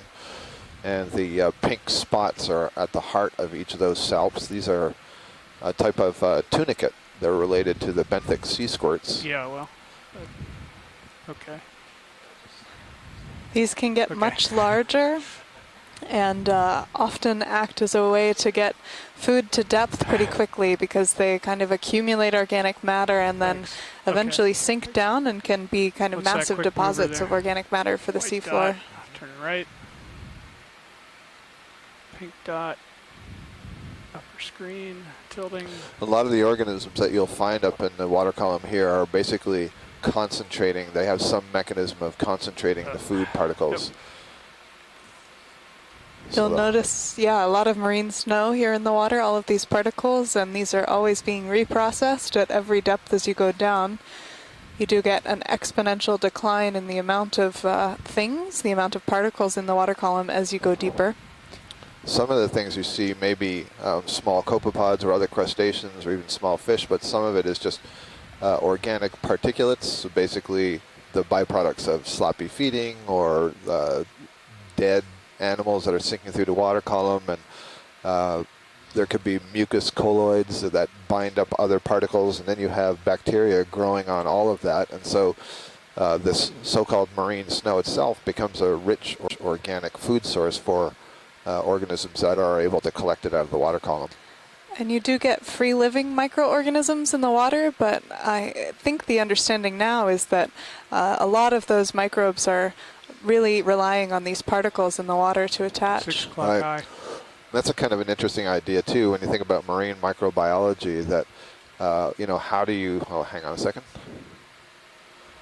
This may be a larvation house perhaps. So there's certainly kind of a mucus packet, and I'm not sure there's a larvation in it, but it's a mucus packet, and you can see all those white spots, and I'm going to guess that that's just organic particles that have been caught up in this mucus. There's something called a larvation, which is also related to the salp chains that we said, but they produce kind of a mucus house that they surround themselves in, and there are these filters in that mucus house, and as they look kind of like little tadpoles, and as they beat their little tadpole tail, it pulls in a current through the filters in that house, and it concentrates the food particles. And once those filters get too clogged, they will actually jettison that house and produce a new one. And so you'll find lots of these houses kind of drifting around with no small organism in it. Sometimes, though, these houses of the salps and larvations can be kind of reappropriated for an amphipod, a small crustacean that will basically take over inside of the larvation house. Absolutely. And those are some alien-looking animals. It'd be great to see those. They have very, very complex and strange eye structures that form these big domes on the top of their heads. Okay. Come back down. I think a lot of the sort of characteristic strange deep-sea organisms are pelagic. Something pulsing on the left. Yep. Tilting up. So this must be a hydromedusa of some kinds, jellyfish in one group or another. There we go. And you can see the tentacles trailing. I think the white packets that you see there are the gonads, which are actually arising on the inside of the stomach, the floor of the stomach. You can see the pulsation of the bell. This looks like a little hydromedusa. When you look underneath there, it's where it's pulsing. There's a little shelf of tissue that narrows the opening, kind of like a nozzle. So when it squeezes that bell, it shoots out a jet of fluid, and that's what gives it the propulsion. So that is basically jet propulsion that you're seeing right there. What a great view. They don't have a lot of muscle bands in there. The muscles are kind of concentrated around that ring that you see moving, and it's a very efficient swimming mechanism, that sort of pulse of the body. Very nice. So that was a jellyfish in the class Hydrozoa, so that's why we call it a hydromedusa. And many hydrozoa have this alternating life cycle where they may have a stage that's benthic and they may have a stage that's pelagic like that was. Although up here in the water column, many of those hydrozoans have lost the benthic stage and are just a medusa. Oh, I think it must have been a copepod. It swam away really fast. Lost sight of them. And the hydromedusa are in contrast to the scyphozoa, which are the true jellyfish. So when you think about shallow water, things like the lion's mane jellyfish or the cannonball jellyfish, those are true jellyfish. They're in the class scyphozoa.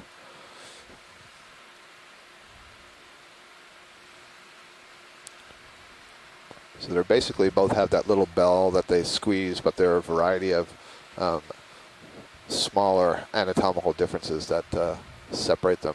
And they've actually been separated for long periods of evolutionary time. So they have different ancestors, have evolved along their own path for millions of years. Something, that stringy thing?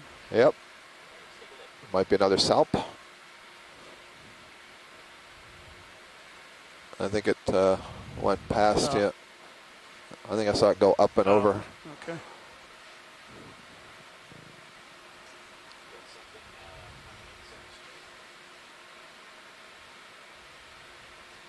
Stringy thing?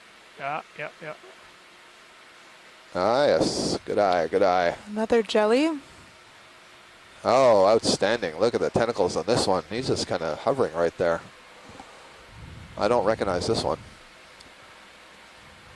You see the straight nature of the bell. That could also indicate that it's a hydrozoan rather than the scyphozoan that tend to have a more scallop-shaped bell. Also, hydrozoans tend to be a lot smaller. Most of them are just like a little thimble, I'm going to actually. push in towards them.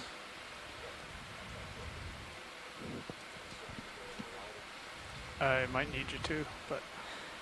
You can see how it would be advantageous to have those long tentacles to cover a large surface area in the pelagic if you're looking for food that's scarcely distributed. So we have 15 seconds left in this transect. Copy that, Andy.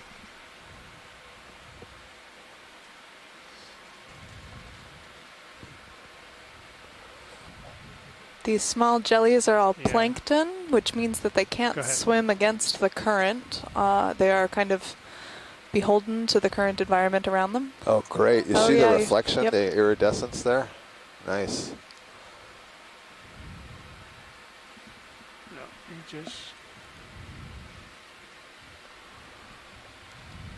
Wow. Cool. Well, that's the end of our first transect at 1,200 meters. We spent 10 minutes moving through the water column towards the east. And exactly. That's it right there. Okay. So we'll call that the start of the 1,100 meter transect. I feel good about this. Yep. We've come up now to 1,100 meters and have started our 10-minute transect. There's a long thing right there.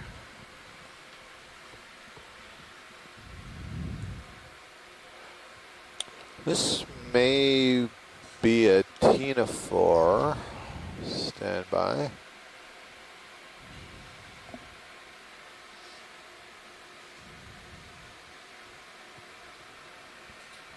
No, I'm not so sure.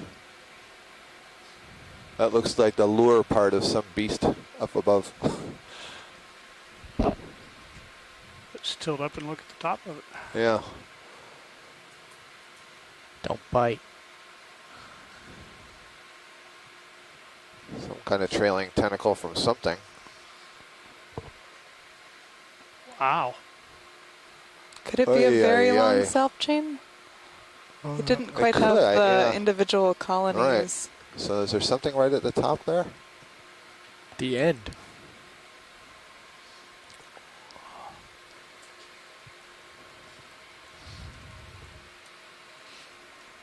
Is it part of whatever this other? Huh.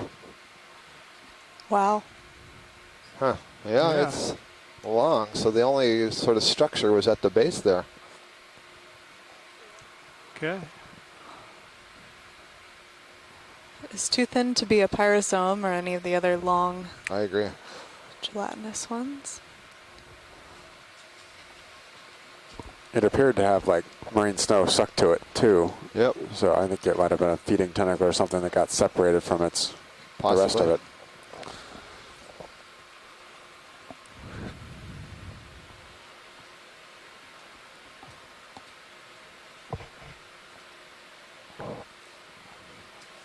Straight ahead, yep, let's get that.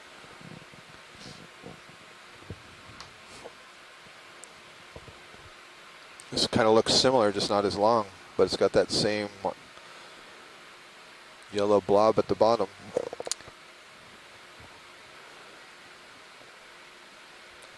This to me looks more like a larvation, with the yellow perhaps being the body at the bottom and the house. Oh, that's why I couldn't track it. I wonder if the other was something like that and it just sort of got wound up. Right. Your left of stretched. center. I do like the disattached tentacle idea There's as something well. on the far right, but it's gone now. When I said far right, I meant far left. Sorry. Jeez. Got to work on that. This looks like an amphipod. This is sure swimming like an amphipod. So these are little crustaceans that are abundant really all over the ocean. It doesn't look like a Hyperion amphipod that we were talking about earlier. I don't know if that's just a shrimp Come left. paddling backwards. 45 degrees. Drive ahead. The conference is being terminated. There you go. Pushing ahead. Something else that just zipped through. You may end up. There I you think go. there's some fish. I'm seeing some flashes of Yeah, silver. well, there are a lot of little fish that live at about this depth or a little bit higher. There we go.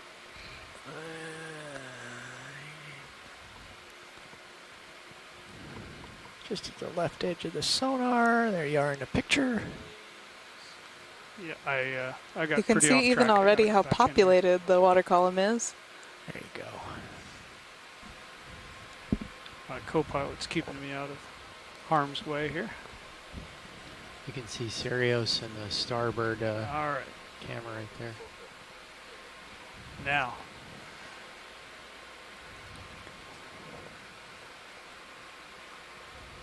What's that? Swimming really fast.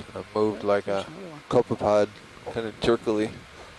Yeah, the copepods have those really strong escape let's take that one. responses. They They're are going living in a underneath very different viscosity environment. So the water for them would be like swimming in molasses for us because they are so small and have such high surface areas. So they can kind of jump out of the way in a way that we wouldn't be able to in our swimming. Right, it's kind of like one beat of their paddle-like limbs will propel them forward just the distance that the limbs move, but then they won't continue to glide. They'll basically come right to a stop because of the, as you say, the viscosity of the their experience of the water. Okay. So this depends on the size of the animal as well as the viscosity of the fluid that they're in, how sticky it is.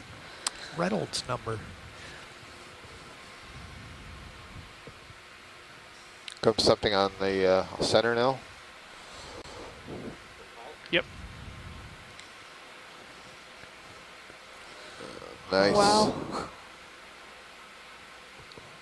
It Another almost looks like small it has jelly. branched tentacles. So is this a porphyra or is this an aegina? So it's a little medusa, and the question is it a scyphozoan or a hydrozoan? And one way to tell is, yeah, the opening on the bottom side of the bell, whether it's curled in or not, and then where the tentacles are arising. I think this might be a little scyphozoan jelly. It's gorgeous. Certainly that's a really good view. Somebody's going to recognize it. On the other hand, oh, that's good. Do that. It does look more like a scyphozoan than a hydrozoan, I think. Yeah, but you know, we saw something like this. Got plenty of time. Every time I send one to Steve Haddock, I'm guessing wrong.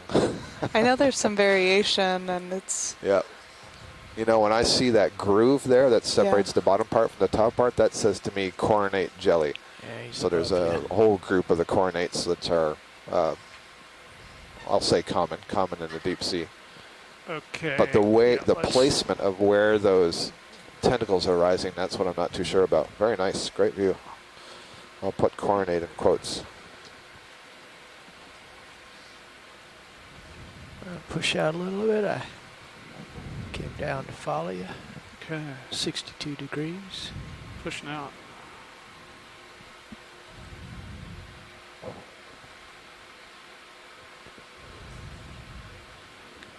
$50 degrees.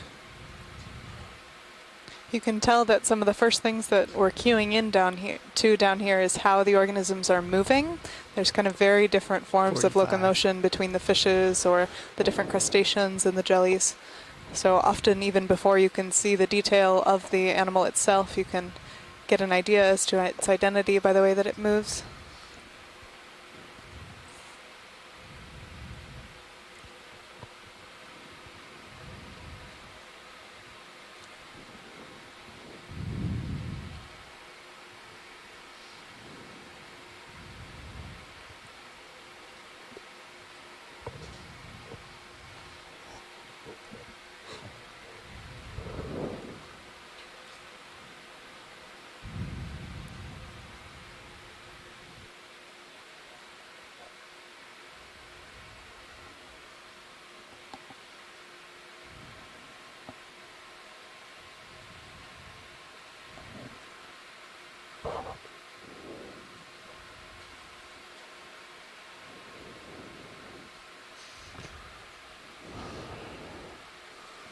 See anything video?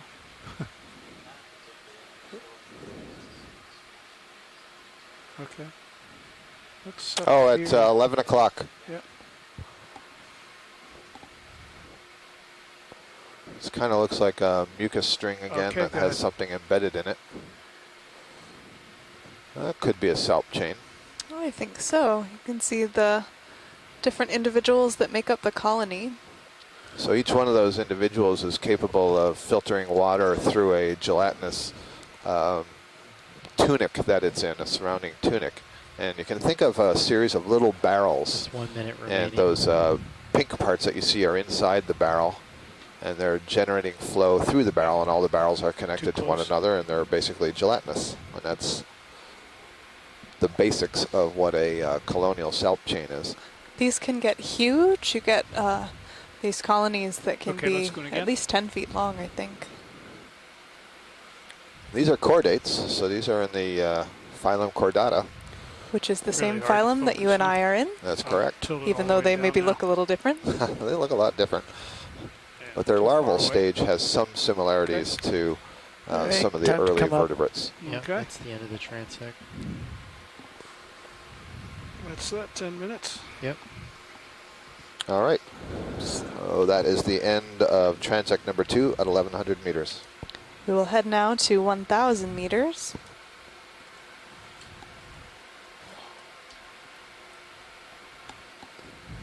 I'm hauling up slow. Okay, I'm with you. Changes in light because of flashes of bioluminescence. There's Ooh, look at that. jellyfish. That's an Alright, actively wasn't ready. pulsing one. That's a scyphozoan Yep, for certain indeed. column. Alrighty. Maybe we could just start with this. And there it is. That's a convenient. Yeah. Go for it. So that's the start of the 1,000 meter. So we're beginning our 1,000-meter transect, and we just had this convenient appearance of a scyphozoan jellyfish, and it's upside down right now.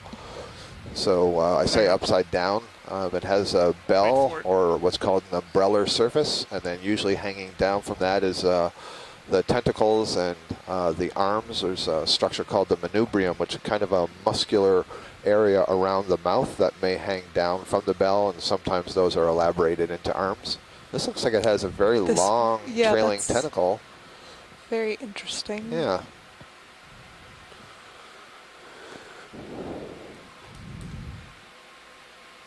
It's amazing the way it's just hovering there. I'm telling you, this is a lure of something much bigger above the ROV that wants us. It's working, A isn't good it? time to remind you Very that well. the anglerfishes are about 4 inches long mostly, Okay. so we're okay. Everybody take it easy. All right. Maybe we should tilt up and see what's Yeah. up here. Yeah, where's that going? There you go. Can we get that? And there's something else white up there too. Oh, an action that. shot. So it is attached. Are those tentacles on top of the... Well, I'm starting to wonder if this is a little colony and not a Let's medusa. go back in. It is So, like, unusual which way is for up on this jellyfish thing? to have tentacles on 2 sides. This is what's perplexing Dave, us here. you keeping track of me? Yeah, you'll be all right. You'll have to Come on, dash buddy, when you're turn around. done, but you're all right. Okay.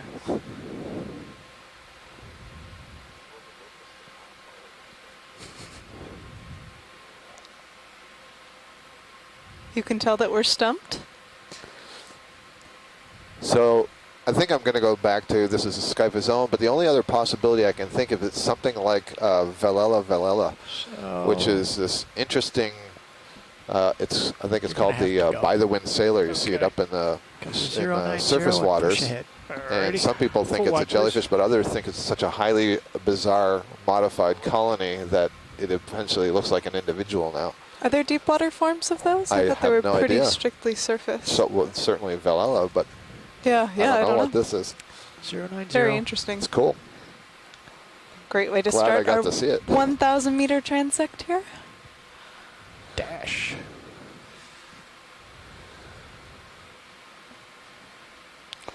You are There's way behind. something floating by. Catching up. Catching up. Unfortunately, I got a report from shore that they don't seem to have the video. There you are. Oh, Lower right. I see some maybe some pings coming back, so maybe Still we'll looking behind. Okay. hear from them. We will have our onshore team investigate videos and stills of these transects, and this is an unexplored area down here, so an unexplored and hard to reach area here at 1,000 meters. That was worth lingering for. That certainly was. But we have a lot of ground to make up here. Okay. Am I very close, coming up to 45 degrees. Okay. That little flash that you just saw going by may have been a myctophid. These are small fishes that have a kind of mirror-like skin on the side, and they're actually the planet's most abundant vertebrates. So they're very common at this depth and a little bit up, so we'll see if we see more of those.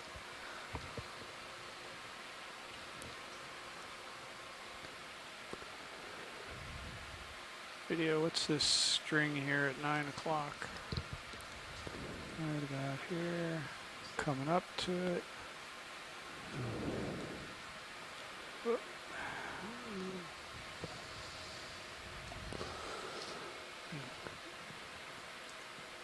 I've lost track of it.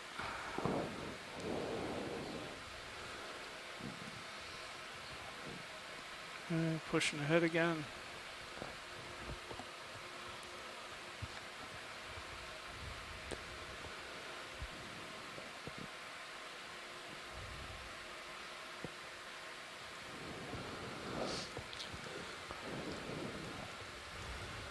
Something dead center, way ahead, stringy. Okay. Yeah, there we go. Let's go in on it.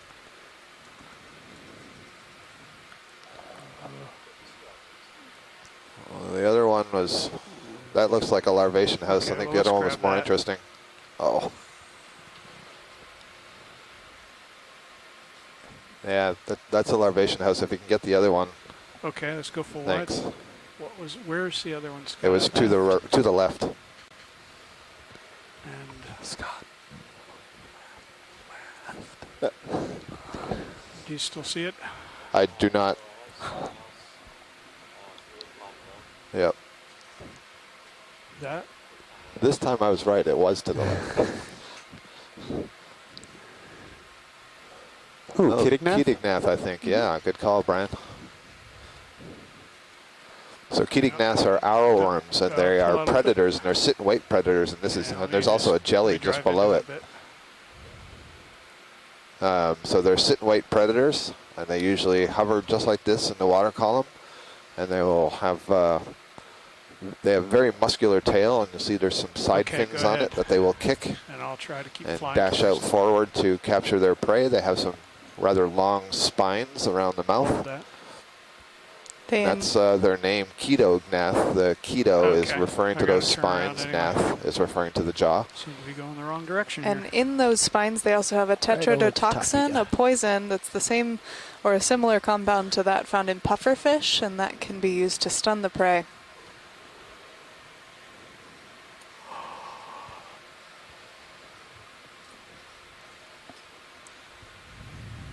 Oh, what's that? It's a This shrimp is of a some kind. decapod shrimp, yep.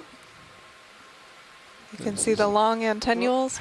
And then he used his abdomen to beat to move very quickly away. And then back into view. Yep. Okay. Pushing out ahead. That's called the caridoid response, and basically all of these decapod shrimp-like and lobster-like animals have it where they can flap the tail. This is a little blue thing, or I think. Might be a fish. It is Is a that right? fish. Is that a myctophid? It might be. Or a squid. I think it's a squid. Nah, it's a fish. Yeah, look at I think it's a fish. So this is a myctophid. You can see. Okay, I'll buy that. Oh, no, it's not. It's a gonostomatid. Okay, that this a is really hatchetfish cool. thing? This is similar to a hatchetfish. They're, yeah, kind of between a hatchetfish and a myctophid. So these have, you'll see that really large jaw that opened there. These are orienting up vertically looking for prey items. And these are similar to your deep sea viperfish that have those really impressive teeth that stick in around the jaw. And you'll see it's kind of shiny here. That's a mirror-like surface, and that actually helps the fish hide because light reflects off of it at the same angle that it came in, so it actually is invisible in the water. Okay, for what? And these have a series of photophores, which are little light organs on the bottom, so they're actually able to emit a light that's at the same frequency as the light coming from above. So if they are a little bit higher up where there's some water, they can hide by essentially putting on their Yep, I'm working on it. Putting on their stealth mode of those photophores. But they don't have any lures? Okay, Jay. I thought I saw like a long fin ray or something. These guys don't usually. Apparently they're also sit-and-wait predators. Yeah, well, it's a good strategy down here because Sure. there is less food and it takes a lot of energy. And then this is also maybe an interesting time to talk about this visual interactions hypothesis idea, that as you go deeper, the predator-prey interactions are happening on much shorter scales, so you don't get things that are really fast because they can't see for like the length of chase of a tuna catching its prey. You'll see these really large lenses in the eyes. These are adapted to this really low light environment, able to create an image from basically the very low amount of light that's getting down here. That's very cool. That was great.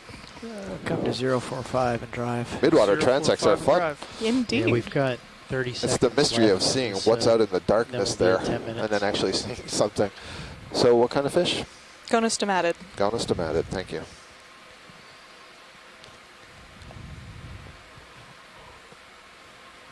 The myctophids have a slightly less impressive jaw.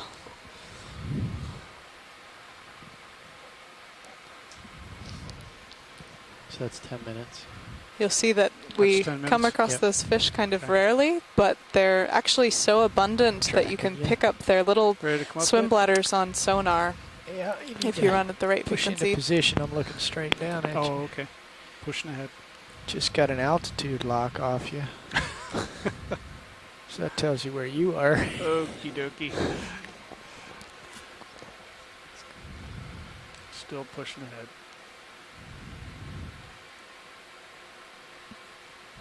All right, I'm at 45 degrees and I'm hauling up. Okay, copy that. And then I'm coming up with you. You can see another little fish going by. That one looked more like a myctophid. How did it get the name myctophid?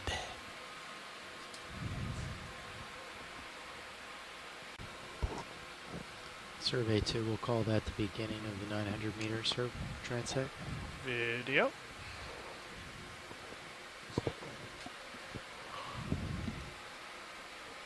And it looks like another scalp chain. Yeah, or just string of mucus with some marine snow in it. I'm going to call that a mucus string. Yeah, it's hard to tell what's actively collecting and what's just gathered. Correct.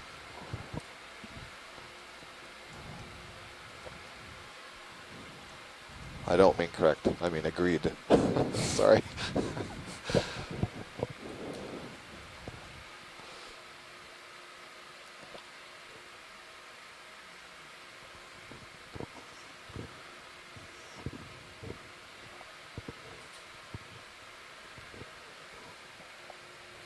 We are at 900 meters now, and theoretically, if you analyzed all of the little particles, you would see more of them here than we saw where we started at 1200 meters.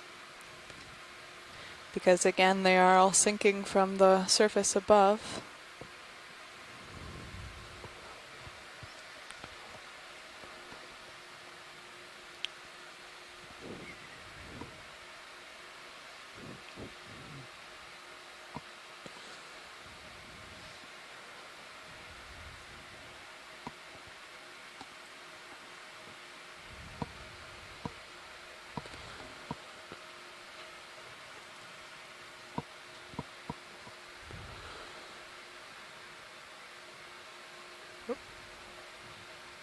Somebody photobombed us there.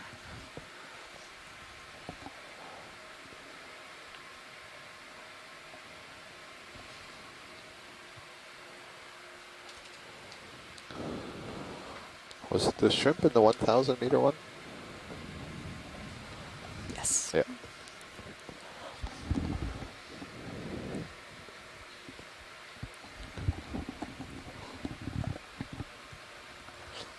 All eyes are peering intently into these screens right now here in the control room, trying to pick out the next midwater animal.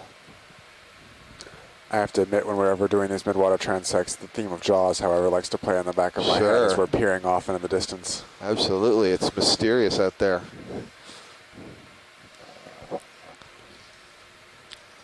I have to admit I'm hearing Star Trek right now, but... Jurassic Park.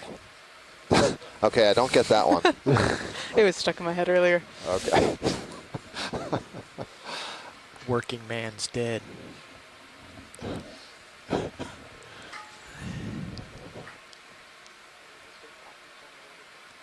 Sure, BTO, Canadian band.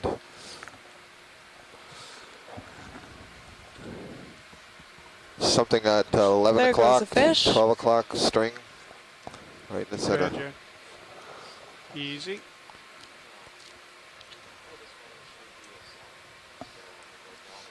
I don't know, I lost track of it.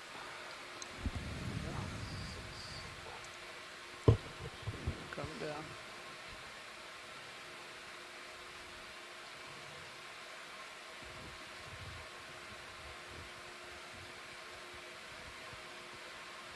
Okay. Yeah, I think that's the salp chain.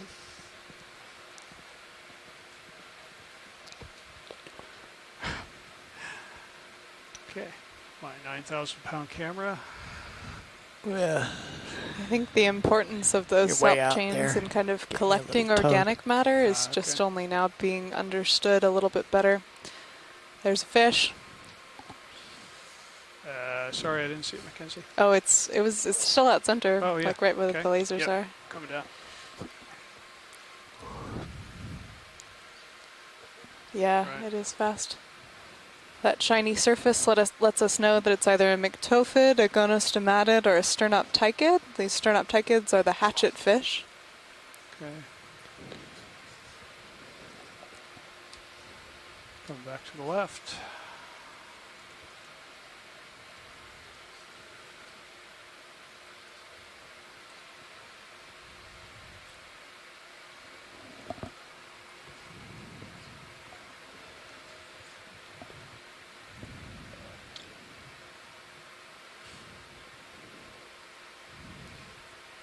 Trying to come back to the left. Where'd I go, Dave? You're way off to the right. You're Okay. 30 meters out and 30 degrees to the right.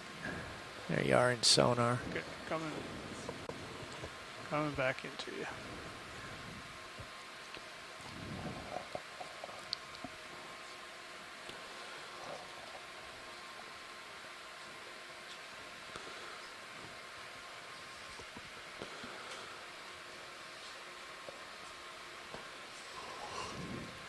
Yep. Oh, who's that? Is that Well, anything pretty low oxygen environment here. I think that's a copepod based on the herky-jerky movement.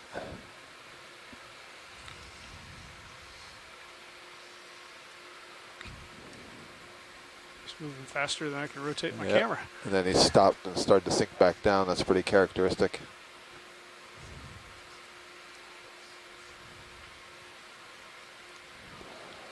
Copepods are probably one of the most important prey items in the pelagic environment. These little crustaceans. I think the oxygen concentration is only a little bit above 1, maybe 1.3 or 4.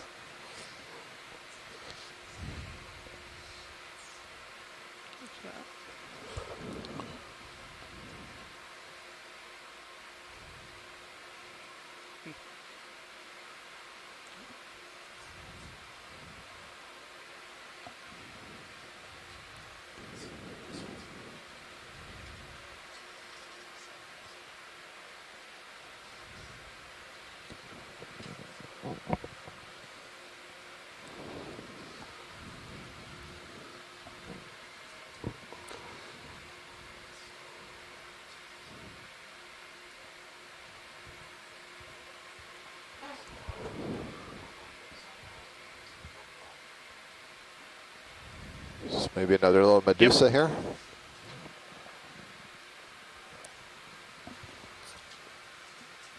Come up to it. Yep, little Medusa. It's not flexing its bell. The top of the bell is away from us. We're kind of looking into the underside of the bell. I think this is a little Hydro Medusa. There we go. Now it's flipped around towards us. And spun away again. So this is similar to the one we saw earlier in that it has that distinct furrow between the top half of the bell and the bottom half. But it doesn't have the long tentacles. Oh, there's something else in closer. Yep.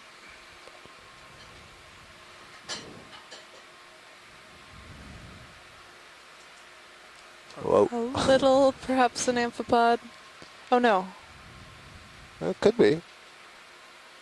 It's got the, it's beating, certainly from the back, but it has a pretty swollen thorax. Mm-hmm. It's a little crustacean of some kind. Yep.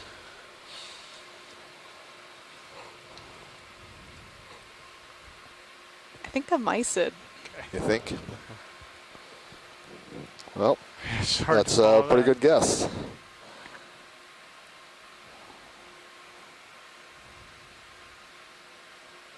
It's that long stringy thing.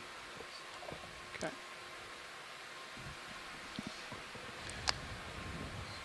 So we've got 30 seconds left. Okay. I thought that mucus ring just started to swim, but that was the camera movement.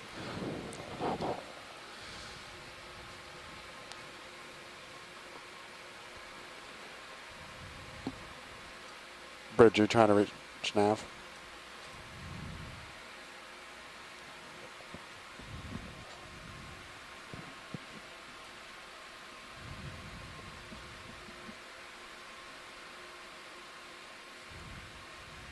Copy that, Bridge. Stand by. It's not a problem, Andy. Okay. And that's 10 minutes, pilot. Okay. Okay. Thanks. You know, for such a terrifying looking thing, that's all they're doing. It's weird. So I think it's because nobody else is basically using that environment in the way they are.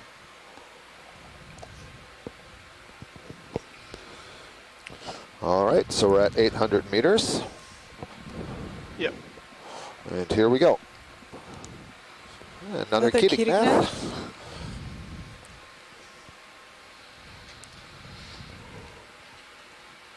Is that good enough for ID? Whereas these, I don't know. All right. But Lost it's going to have to be. One. Oh, there he is. I wasn't quite. It certainly was good enough to settled say in it was a there, Keating Jared, so I nav. didn't-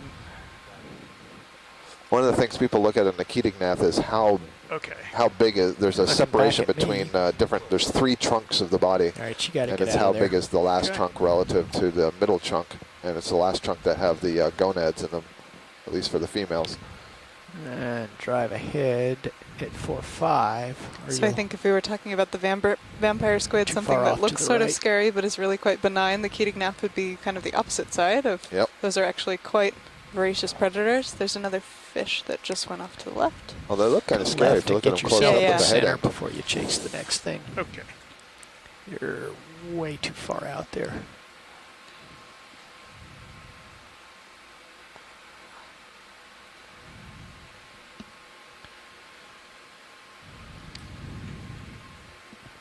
Reason you can't be seen is you're pulling me. There we go. Keep coming.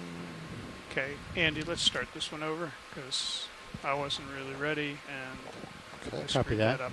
So we'll just do another 10 minutes here. How's that, Dave?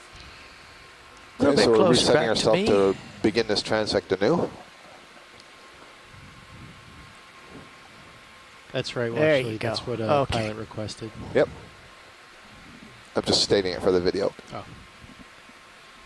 All right. Okay. That's a good starting spot. All right. Now let us begin.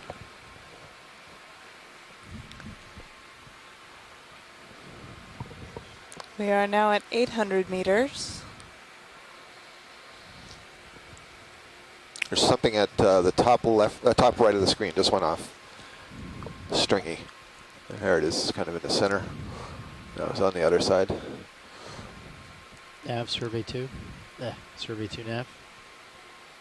I think that's a McTophid. McTophid, yeah. Hey, did you hear that? Right in the center. So 0203 would be the start for the 800 meter transect. I think it's another or it's a Kettignath, yeah. It is a Yep. Kettignath, you're right. Okay. You can see those fins on the back. Yep. Dave, would you reset my thrusters, please? That's good, because I just deleted the Kettignath since we started over. Now we can add it back in. Full wide. These Kettignath, these arrow arms are quite small. Thank you. Tilting down, pushing ahead. Oops, too far.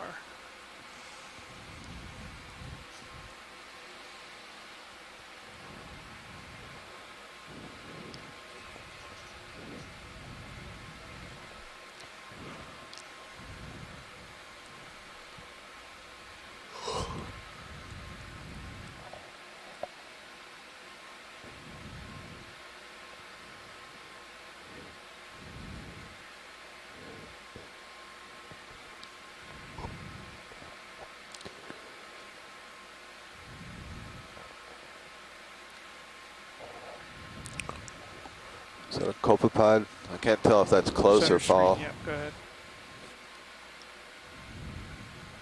I think that was something very close and very small. Right.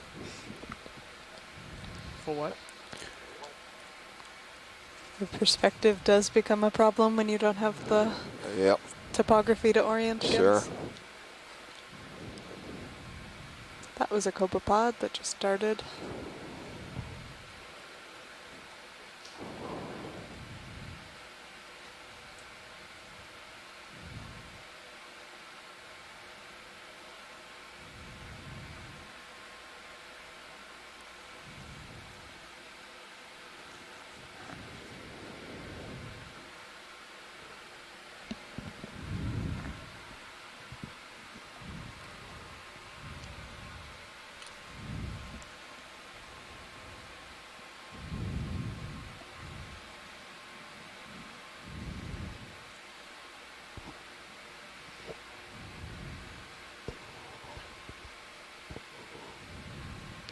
A lot of these little organisms that we're seeing are bioluminescent, so if you were to... Oh, another fish. Maybe.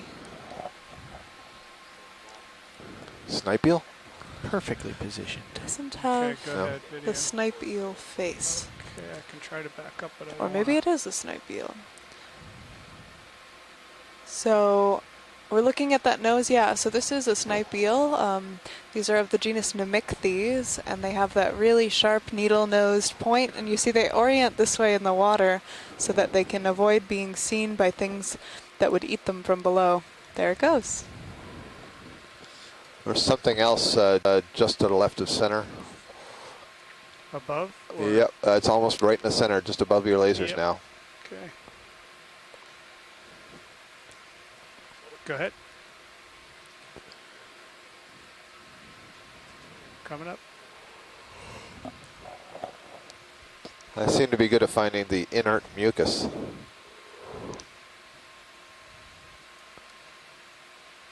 Looks like a little toy spaceman. Okay. All right, that's mucus. We're going to chalk that up. 9 o'clock, up high again.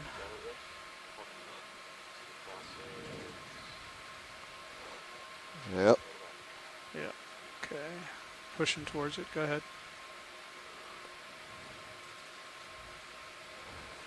Looks like a T4. Solitary salp? Maybe. Didn't quite get a good look to see if it was solitary salp or, you know, those salp chains break up and then each of them forms their own chain. Or is capable of doing so. But I couldn't tell if this was just a jellyfish. Oh yeah. That's salp for sure. So there are solitary ones, doliolids. Oh, that's great. You can see what I was saying. It's formed like, it's shaped like a barrel. It has these rings around the barrel, which are the musculature. And they can squeeze those such that one set of rings will squeeze at one end to suck water in and force it at the other end when the others contract, and then there's filters inside. Another Echinoderm? Does look like another Echinoderm. Okay. I'm getting off the reservation again.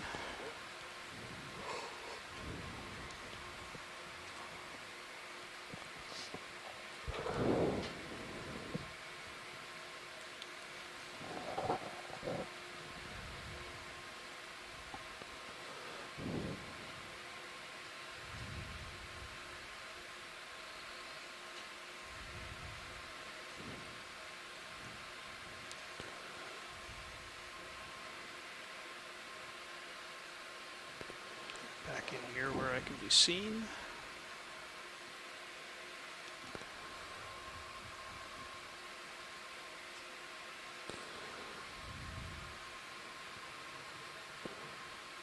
It's fun to chase things, but I lose track of where I'm supposed to be. Okay. As long as you can get back there, it's all right.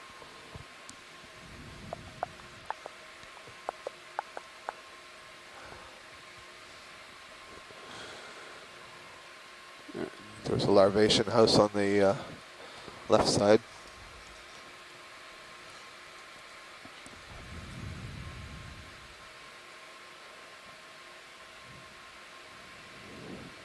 Okay, go for it.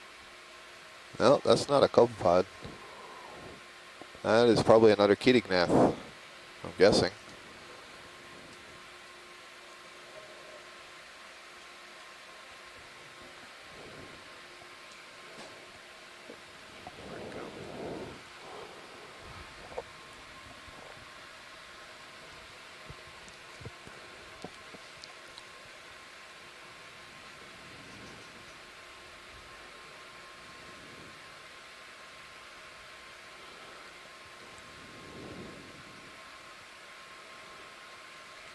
Something up at the top of the screen just went off center.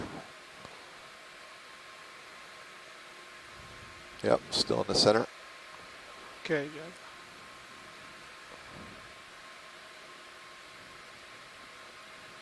good. Crustacean larva or mucus with. Once I started to reverse, Still there, it just I think. got caught in the prop wash. Okay, Jared, right there.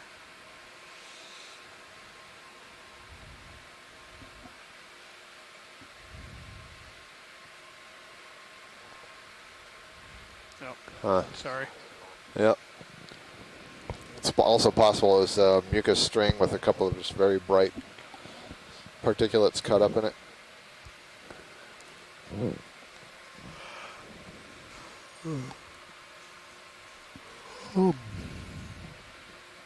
What's that? Tumbling.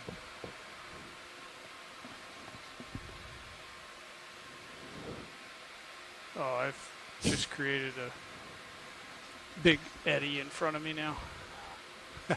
Let's push ahead a little bit, get away from that. Oh, there's something. Oh, there is something. Yeah, what is that? It's kind of glowing, huh? Pulsing.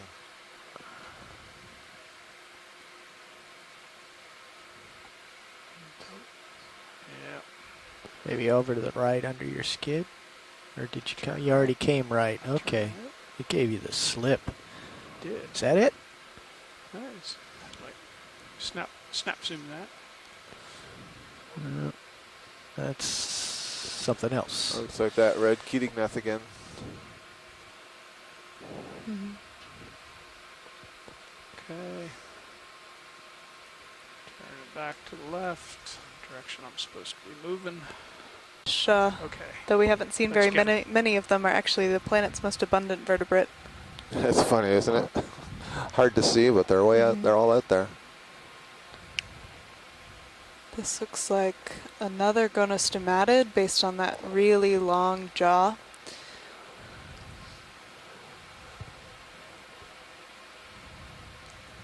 Looks So this would be a different species than the one we saw earlier. You can see though that they do orient upward, both to reduce their shadow going below and also so that they can look at prey above.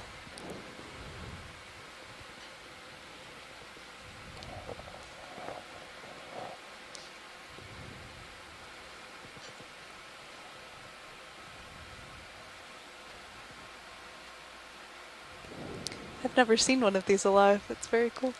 You can see also they have a series of photophores along the ventral side on the bottom.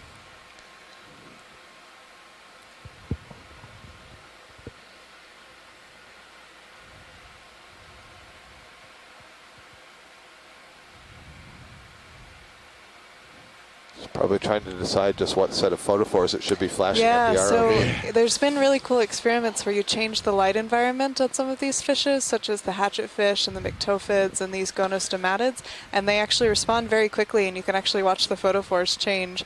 It lights on, lights off.